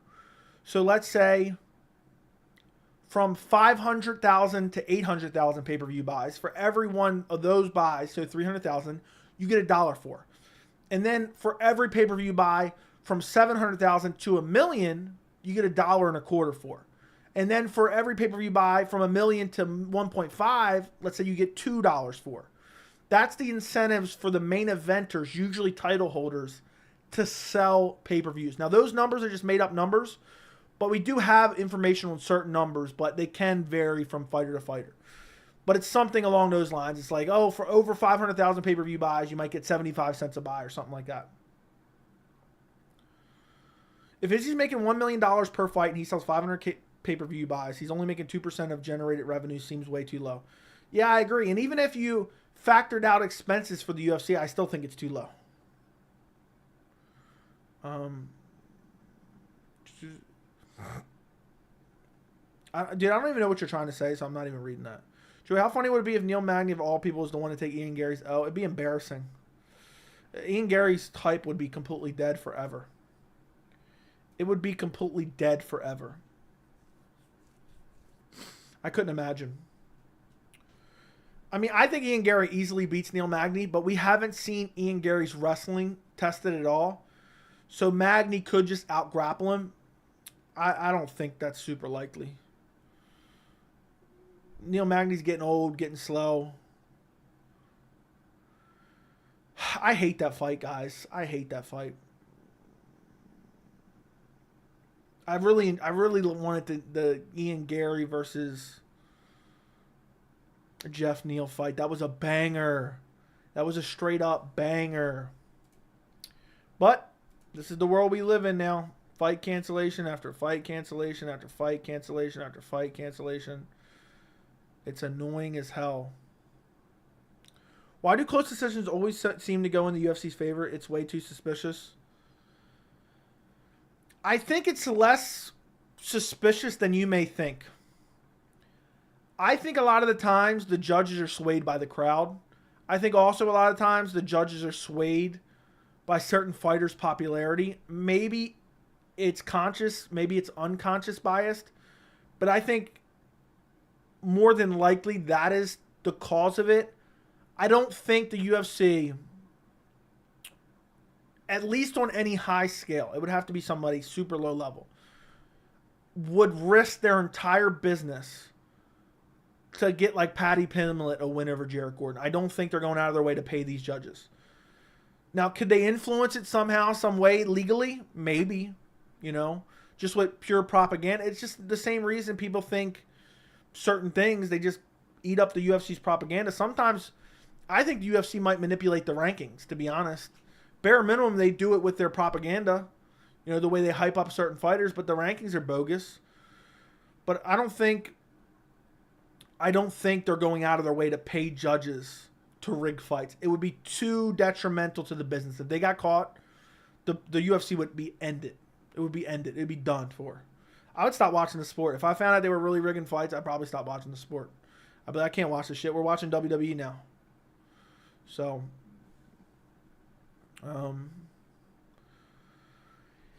yeah, but it is something that is noticeable, though. But it's not, I don't feel like it's always the case. I can't think of one off the top of my head right now. But it's not always the case.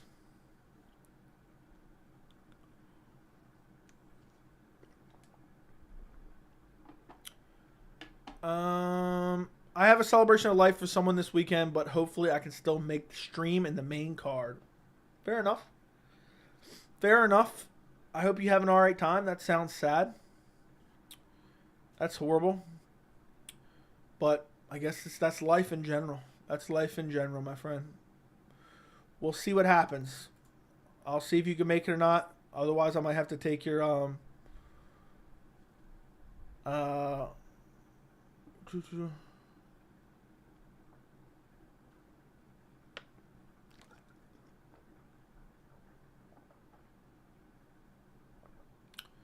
Yeah, I just seen that message you sent me. That is true.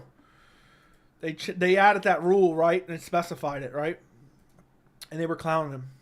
What's up, JJ Smoke? What's your exact prediction for Gary versus Magny? Probably Gary TKO second round. You think Hamzat or Costa is going to pull out? No. Rank these 4 opponents for Gary based on intrigue level. Neil, Wonderboy, Trailblazer, Magny. Neil was the most compelling, then Wonderboy, then Trailblazer, then Magny. That's what I would say. The way Joey asked about that kick behind that, people should just answer the question instead of mocking. Dude, people are so stupid. They missed the entire point of the question. But it is what it is. Like, guess what? You're never going to bully me out of saying something. Fuck those people. They would never talk to me like that in real life. They would never, ever talk to me like that in real life. They're just looking to attach their name to a viral tweet. That's it. That's it. It was a legitimate question. It will always be a legitimate question. The fact remains, and mark my words, and I would love for this to happen.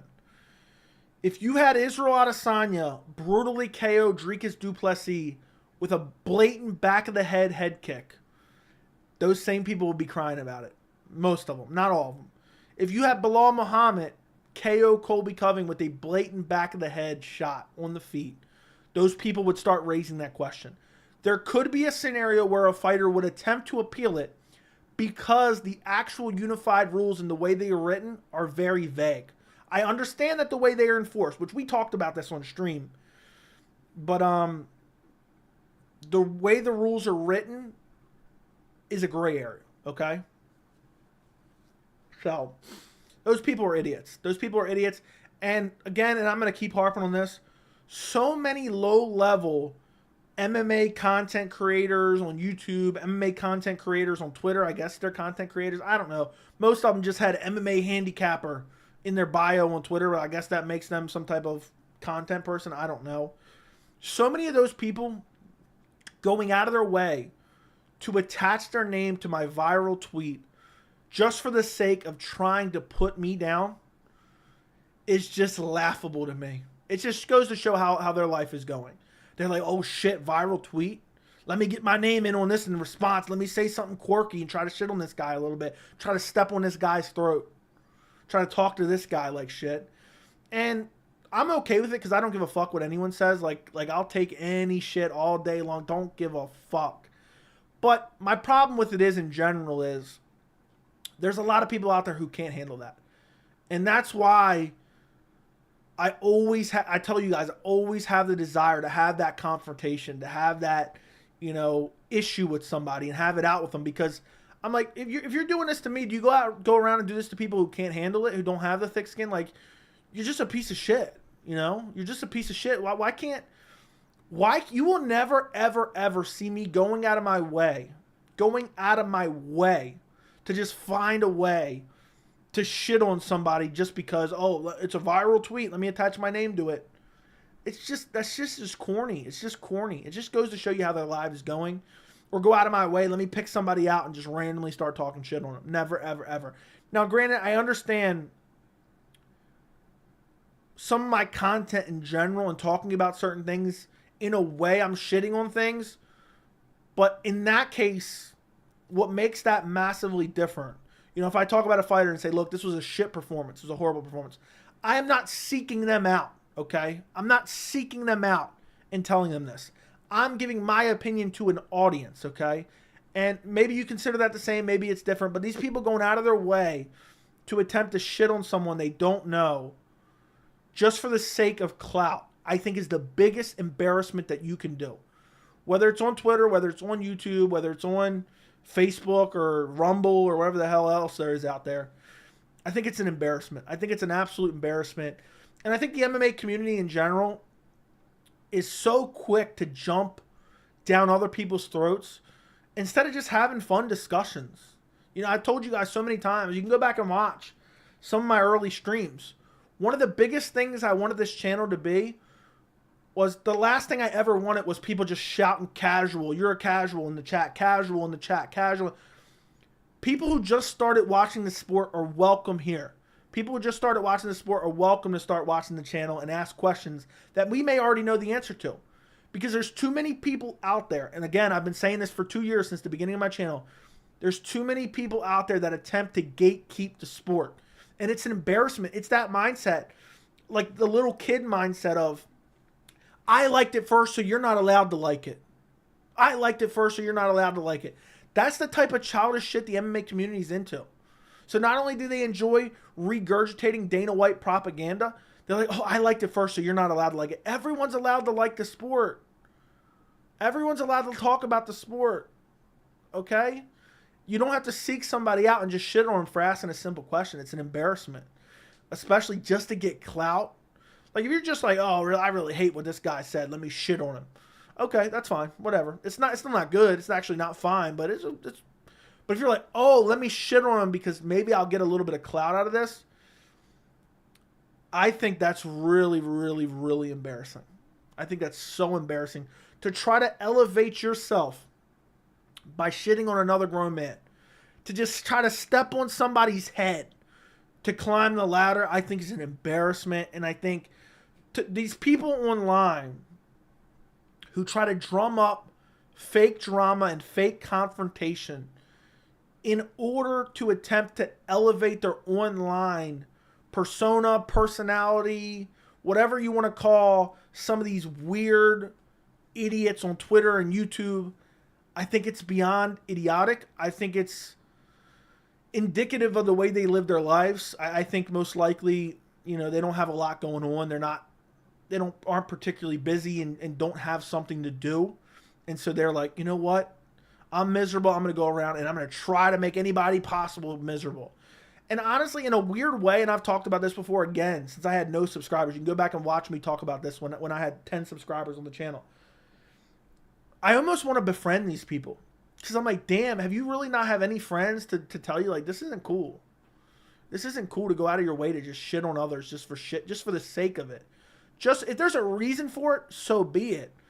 But, I don't know. For me, it's just like, there's people out there who are truly sensitive, and there's people out there who truly, you know, might say certain things because they don't understand the sport or they haven't been following the sport. And just to go out of your way to just take a shit on them in an attempt to elevate yourself, I think it's an embarrassment. And that can apply to anything. That can apply to anything outside of MMA, you know? People do that all the time, you know? Oh, I'm going to shit on this person. I'm going to make fun of this person because, oh, I want to elevate myself, you know? Oh, I'm going to feel good about myself. I think it's an embarrassment, you know? Now, obviously, if you're in a situation where, oh, you guys are just throwing jabs back and forth and making fun of each other, that's fine. Me and my friends say the most fucked up shit we could ever imagine. Like, shit I couldn't even say on this stream. The most fucked up shit we could ever imagine making fun of each other. That's fine. That's great. That's consensual, okay? But when you're taking the version of Conor McGregor in the NBA Finals restroom and applying that to your shit talk online, not only do I think you're a piece of shit, I also think you're a pussy. Because you would never do that in real life. You would never, ever, ever, ever, ever do it in real life. So it's just, honestly, for me, I find it almost more interesting than anything, because the psyche of these types of people, to just be so miserable. They spend all their time in Twitter replies and YouTube live chats and YouTube comments, and go out of their way, whether it be Facebook or Rumble, or I don't even know if anyone gets on Rumble, but still, and I don't even know what you can post on there. I think just videos maybe. But in an attempt to just put other people down, it's so weird. Before I had a YouTube channel, I never participated in a live chat. I didn't participate on Twitter. I didn't participate in YouTube comments. I don't think before I started this channel, I don't think I ever, before I started a YouTube channel, I don't think I ever left a comment ever in my entire life. Because guess what? You know what I mean? I'm not just terminally online, And to not only leave a comment, because there's nothing wrong with leaving a comment, but to not only leave a comment, but to go out of your way to, instead of making it an enjoyable experience, like you guys in the live chat, enjoyable experience, most of you guys, you're participating in a community to have an enjoyable experience. Okay. I understand that 100%, but imagine waking up, picking up your phone, picking up your laptop, picking up your iPad, whatever you have, your flip phone, and be like, let me go into a live chat, let me go into a comment section, and let me attempt to be as shitty as possible. Let me go on Twitter replies and be as shitty as possible. In an attempt, I'm going online to try to find another person to make them feel worse. You're an embarrassment to yourself. You're an embarrassment to your family. That's it. Go get some friends. Go outside, touch some grass. Go do something. Go find a woman. It's just, I don't know. These people are terminally online. They look to talk shit. And they're just straight up pussies. That's the only word I can use to describe them. They're pussies. They don't talk to other people like this in real life. Because if they did, they would get punched in the fucking teeth. That's it. So they go online in an attempt to feel like they're a badass. Oh, I'm a Billy badass. I'm in somebody's replies saying some snide comment that doesn't even make sense half the time. It's, I don't know. It's an embarrassment. Gatekeeping the MMA community, acting like nobody can be a fan if they don't know everything that you know, and if they have a different opinion than you, they're a casual. I welcome all opinions here. But guess what? We keep it fun, we keep it educated discussion, and we keep it civil for the most part. There's some clowns that don't, and then they get timed out or banned, but for the most part, we're having fun, educated discussion. Imagine waking up. Imagine anyone who's in this chat right now. Imagine waking up and going to another grown man's live chat and spamming messages just talking shit. Imagine what a low-life, miserable piece of shit you are. Imagine that.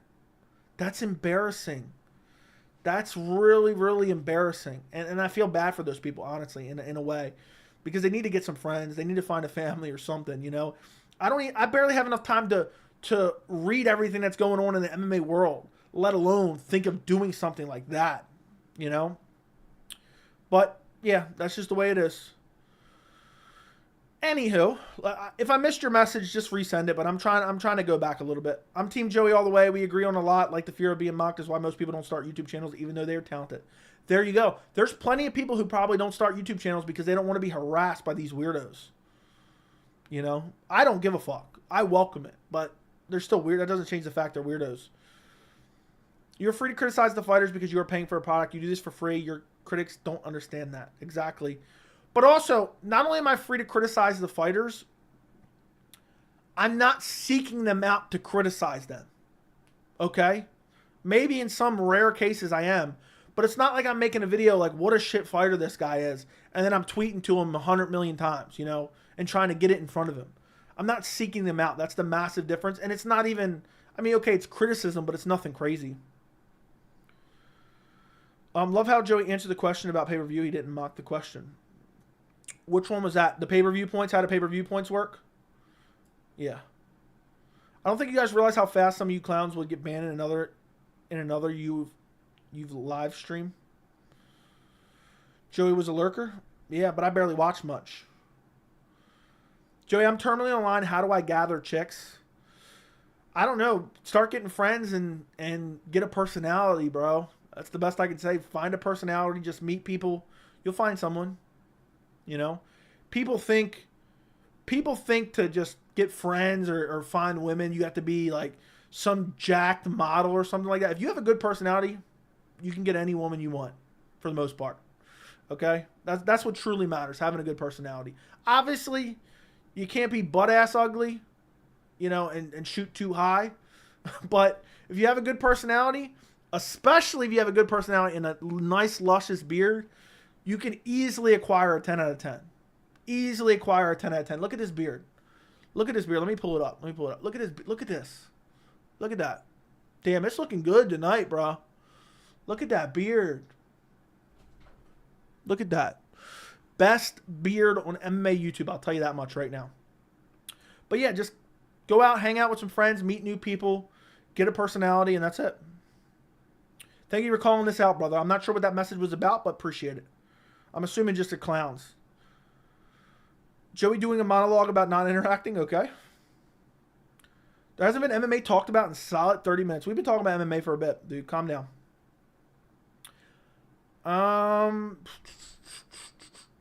Do you think Bellator 300 will be their last event? I'm thinking that it will be.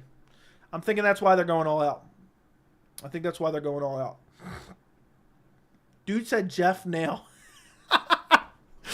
Dude really said Jeff Nail. Chase, it's Jeff Neal, bro. Don't spell it like that, dude. Don't spell it like that, Chase. Now you're making me look like one of these people. You gotta Google some spelling, dude. You can't be saying Jeff Nail. All right?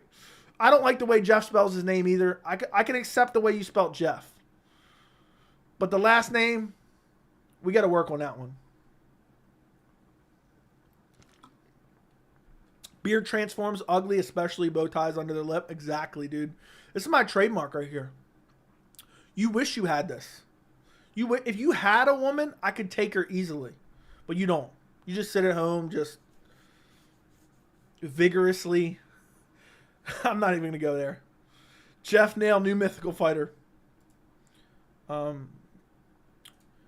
Jeff Nail. It's a good beard. Bro said Jeff Nail. Oh my goodness. That's funny, bro. That is funny. That is really funny. Okay, let's see what we got here.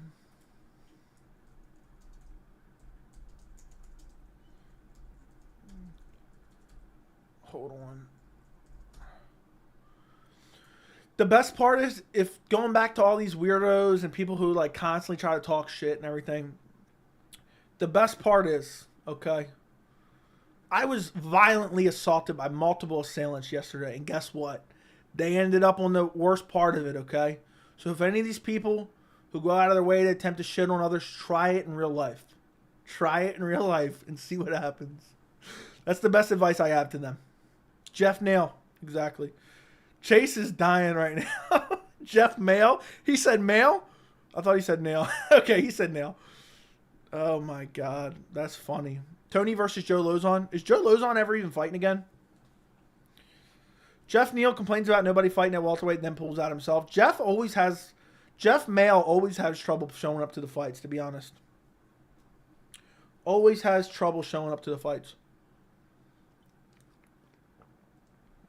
Why some fighters like Wonderboy refuse to fight wrestlers? Why'd they join the UFC, go back to kickboxing? Yeah, I agree. It's annoying. It's because they're trying to use it to steer their career in a positive direction. That's the truth about it. That's the truth about it. That's really what's going on there. I noticed less fighters pulling out during pandemic because everyone badly needed a paycheck. I don't know. M and N right next to each other. Dude tried to make fun of another dude and said Jeff Mail. Yeah, dude. I wish Jeff Nail didn't pull out. Now we got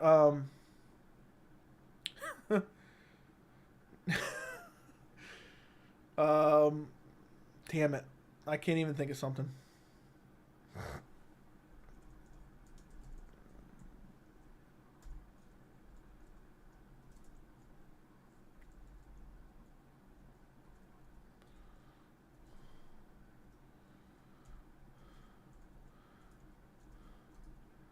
Yeah, now we got to watch him fight Deal Sagney.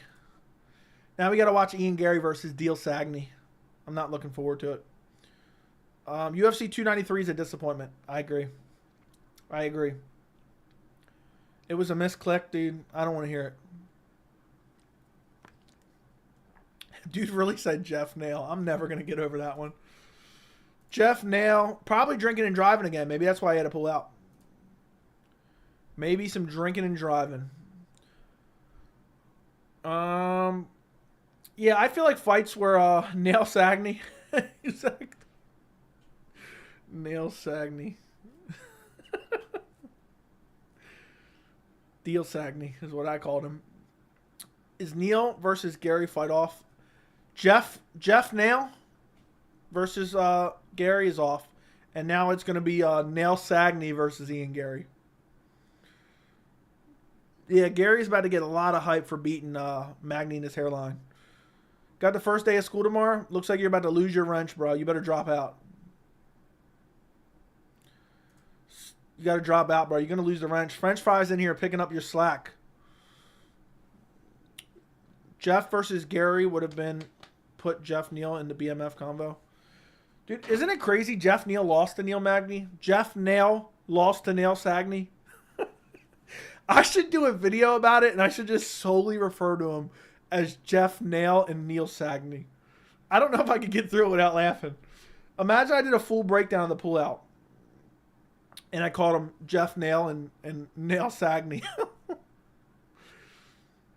Wrench or school? I'll take the wrench. A French fry been slashing on that bougie vacation he went on. Jeff Meal. Jeff Mail. Imagine losing the battle of the Neils. Dude, imagine Neil Magny starches Ian Gary badly with his hairline. He's just celebrating with his hairline. Dude, how do they not make the Wonder Boy fight? I don't think they want to reward Wonder Boy with an Ian Gary fight. I don't think they want to reward him, so maybe not. Nail versus Nail. All you guys have been slacking. Joey needs nude mods for real. JJ, you showed up an hour into the chat, so I don't want to hear it. Look, anybody watching the replay of this stream, comment down below, Jeff Nail. I want you to comment down below, Jeff Nail, if somebody's watching the replay. That's all I want you to say, Jeff Nail. Nail Sagney looks like Squidward. Good old Nail Sagney. Nothing I enjoy more than watching Nail Sagney in his hairline. It's actually funnier Sagney. I came up with Sagney. That's my joke. Yeah, I really was looking forward to Ian Larry versus Jeff Nail. But now we got to watch Ian Larry versus Nail Sagney. I'm not going to lie. I was trying to think of a last name. I was trying to think of a first letter to change Magny's last name with. So I typed it in my bar. Like I typed Magny in my bar. And I deleted the M, and I was just going through and seeing what letter looked right. And I almost went with an F by mistake. I almost went with an F by mistake. I was just deleting and checking it out. Did you see Chris Curtis trying to put on for the cameras after Gary busted his ribs? No, I did not. Miss you just wasted 10 minutes of your life. Okay. John Jones is scared of Sergey Pavlovich. Sure. JJ shows up an hour into the chat and talking about people slacking. I'm still laughing at the Magny looks like Squidward. Magny looking like Squidward. That he does. Yeah. You know what I haven't seen in a while? Hold on, let me check something. Oh, no, I almost just ended the stream by mistake. That would have been annoying. Damn, that setting turned off. That setting turned off, so I don't see that anymore. I just had to turn it back on. I'm going to check that every stream now. I thought it automatically stayed on. Who wins Martinez versus Yanez and how? That's not booked, is it? I'm going to go Martinez. No, I'm going to go Yanez. That's a tough fight. I'm on that Warzone grind, Joey. I'm about to start up a gaming channel. Do it, JJ. Do it, dude. Do it. Hamzat will ever be champion? I will say yes, he will. I will say yes. It is booked? I didn't know that. I must have... No, I saw that. I forgot about it, though. That's it. I forgot about it. I remember them getting booked now. Martinez versus Yanez. Adrian Yanez versus Jonathan Fartinez. It's crazy how Francis Ngannou won against the UFC and everything. I know. Exactly everything. Joe, are you going to get busy on the Contender Series prediction or too busy as it? No, hell no. I'm not doing Contender Series predictions.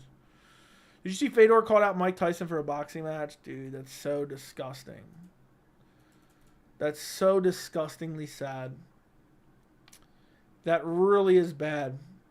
That really is bad, dude. Fedor is literally a dead body.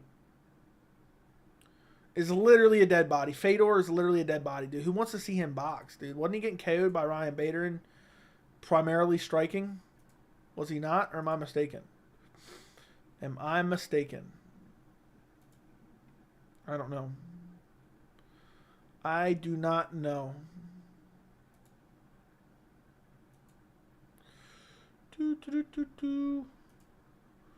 Mike Tyson is nearly 60 and would brutally KO Fedor. Who would want to see that at all? Stop the cap. Fedor's hands are fired. No, absolutely not. Absolutely not. I forgot that Almeida versus Blaze is booked. I see no one talking about it. That is true. No one really talked about it. Ian Gary versus Shavkat. I'm going Shavkat Rachmanov. I'm going Shavkat Rachmanov. Joey, two of the guys from Tough House are fighting on 292. Does that mean we already know the finals matchup is even though we haven't seen the final episode? No, I'm assuming those two guys already won. It's going to be 4 of the guys from the show. Dummy. So my guess is last week, 2 of the guys won. This week there's 2 fights. Or maybe there's 2 more episodes with 2 fights. And those 2 guys will be taking them on. Nobody talking about Breeden? Breeden's going to get smoked by Terrence McKinney.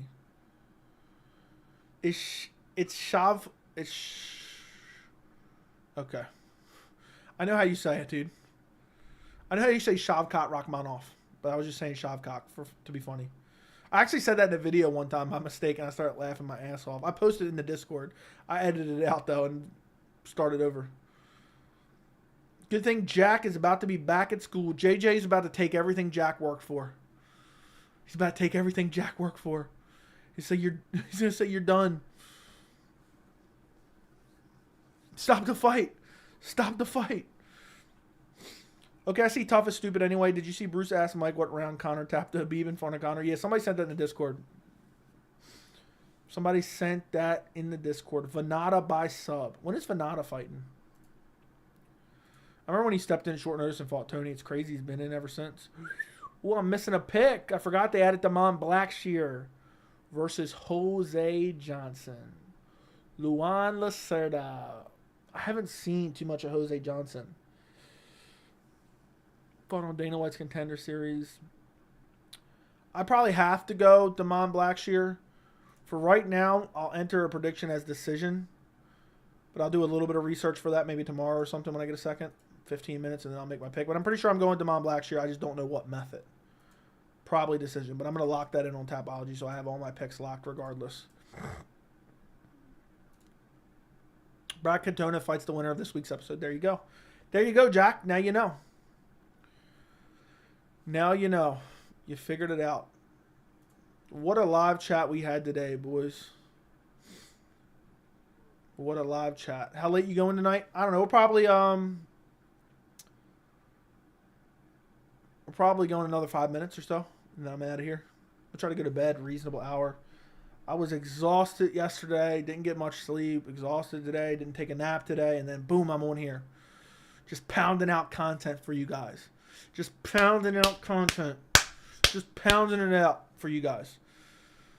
Where were you when Venata lost his pants? I think I was on stream, dude. That was hilarious. Jeff hands a steel nail. Jeff hands a steel mail is what it really should be.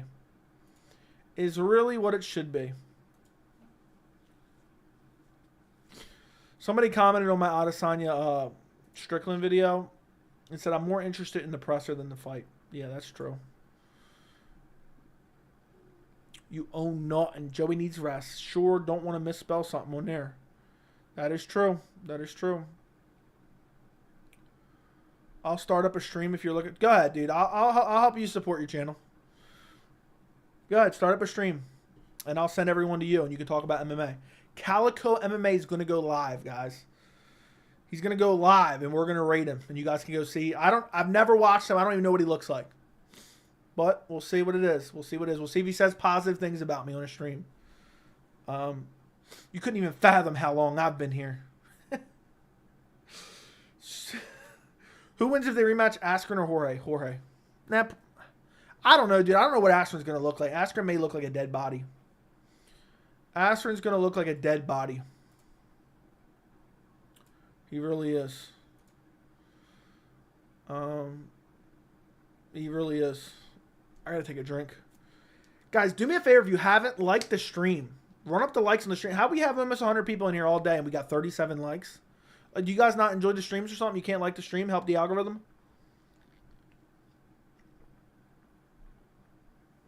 This has the lookings of Silva Forest replay. Are you talking about Adesanya Strickland? I was thinking that same thing.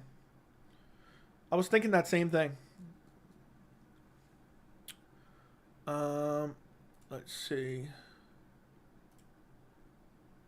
Because I literally thought of that fight. He is coaching and possibly on HGH. That's why you're going to school tomorrow? Yeah, there you go. Go to school.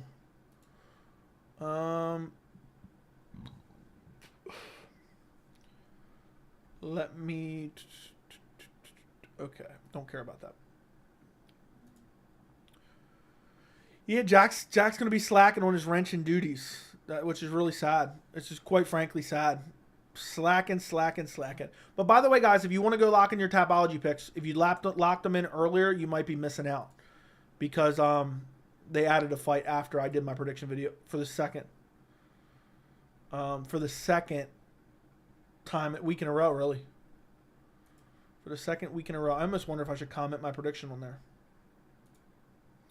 I really do. Yes, this is Izzy's chance to win fans for his legacy. Yeah, that's all it is a legacy fight. I said that in my video. It's free legacy for Israel Adesanya. Essentially, that's what it is. Izzy's underappreciated. He's legit a true talent. Izzy's up there in the GOAT conversation, in my opinion. He's up there in the GOAT conversation. They had a question on Tough about Chuck Liddell in his last fight in the UFC, and I remembered because of your stream. There you go. You remembered it was Rich Franklin brutally KOing him with a broken arm. Which is crazy. Poor Sean will get KO'd. I think so. It's either going to be a KO for Izzy or it's going to be a boring decision, just 50-45 for Izzy, in my opinion. Look at the way Abus was kicking the body of Sean. You don't think Adesanya is going to do that? Look at the way Pereira brutally KO'd him. Look what Adesanya just did to Pereira. Which welterweight can move up to middleweight and to fight Adesanya? Any of them.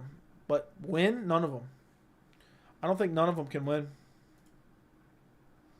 I don't think any of them can win. I really don't. I don't. I don't think any of them can win.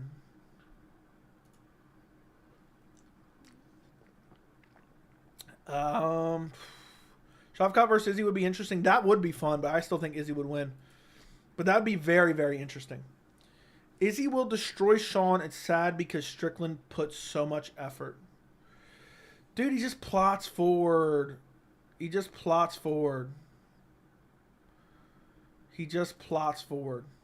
that's it.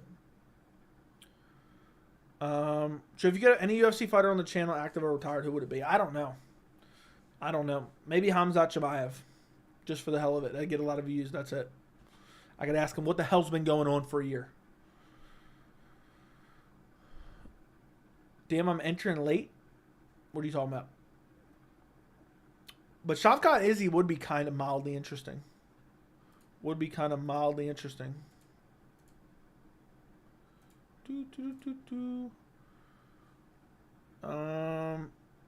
can't believe it's already 1 a.m. Marab is slowly starting to become cringe. Seen a video of him recording. I haven't seen anything.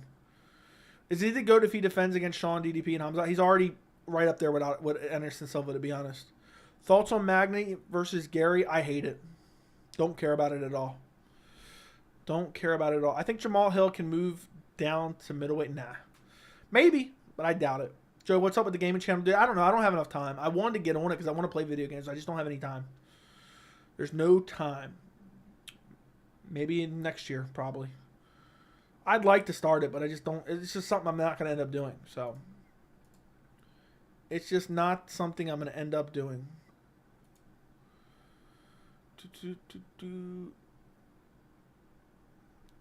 I just looked. Dude started his stream, but then ended it, I guess. It says streamed. Now it's gone. It disappeared that quick. I didn't even get to click on it. It said streamed like 3 minutes ago. So I don't know what happened. You should stream the Spider-Man game when it comes out on PS5? Maybe. Joey Dorn Score, I'm going to be one of those live viewers that falls asleep while watching a live chat. Fair enough.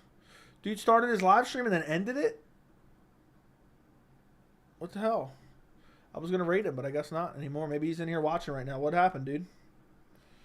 What happened, dude? I'm about to drop my first... What was wrong with it, dude? Why didn't you wait? Wrong mic. Okay. You can switch it if you're streaming through OBS. You can switch it, but do what you got to do. Just let me know when you do it. And then within a couple minutes, I'll be there. I'm about to drop my first gaming video on Power Slap Mobile. Imagine enjoying Power Slap Mobile. Imagine enjoying Power Slap Mobile. And Dana's going to be like, it's the most innovative game of all time. We worked hard on this day and night. Yeah. Who watched the Tony Ferguson video? It didn't get a lot of views. It's got about 3,000 views, which is kind of unfortunate because I put a lot of effort into that video. I was hoping it would get maybe like 5, 6, 10,000 views, but it still did all right. But if you watched it, what did you think? I hated that it was 30 minutes, but it was what it was. I watched it. Tony Vid was good. Yeah, I even spent an hour editing some pictures in there just to make it a little bit better because I had finished it up and I wasn't really necessarily tired, so I edited it. You watched it twice? Yeah, I thought it was cool for people who maybe didn't watch Tony Ferguson for his entire career to kind of get a true scope of his actual career. So, you say you watched it twice. I did this new gen of fans don't really know Tony was a killer anymore. I know. All they've seen is seen him lose, dude. Tony was screwed by Conor holding the belt hostage. I know I talked about that in the video. Did you see that, Harold? Did you hear me talk about that? It's all Conor's fault that Tony's not a former undisputed UFC champion. I did good video. D. Lewis signed an 8-fight deal. Is that official? Dude got paid big time. I'll tell you that much. Dude's talking about Zuck versus... Oh my God. Musk versus Zuck. He said, I'm working on a date. Why don't you work on a date? Dude, Derek Lewis, new deal with the UFC's already done. I guarantee he got paid big time. Paid big time. It was good. I just can't believe how only 12-fight streak. Now he's on a 6-fight losing streak. Crazy how much this is a slowdown. I know. Dude, any MMA content creator that makes a prediction for Zuck versus whatever the hell his name is, Musk, dude, unsub to them. Unsub to them. Dude's got like 8 streams now. Hold on.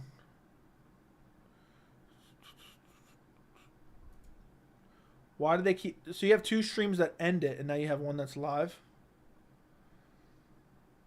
You got one that's live. Let me like it for you real quick. All right, let's make sure this one stays up. Are you sure everything's good with it? And we'll rate it in a second. I've never seen Tony win a fight. That's so sad, dude. That's so sad. UFC games need to step up. Dude, EA Sports is garbage. I hate EA Sports with a passion. I absolutely hate EA Sports. They make garbage games. They make garbage games. It's just shit. Absolute shit. All right, look, guys. Calico MMA in the chat right now has been a supporter of the channel, and he wants a raid. He wants a raid, so we're gonna give him a raid. Everyone, go raid him. Show him some support. I haven't watched him before. This is his first stream, I think. If he's good, subscribe to him. If he's terrible, let him know. I don't know. You know, if he's good, subscribe to him. If he's terrible, let him know. He'll improve.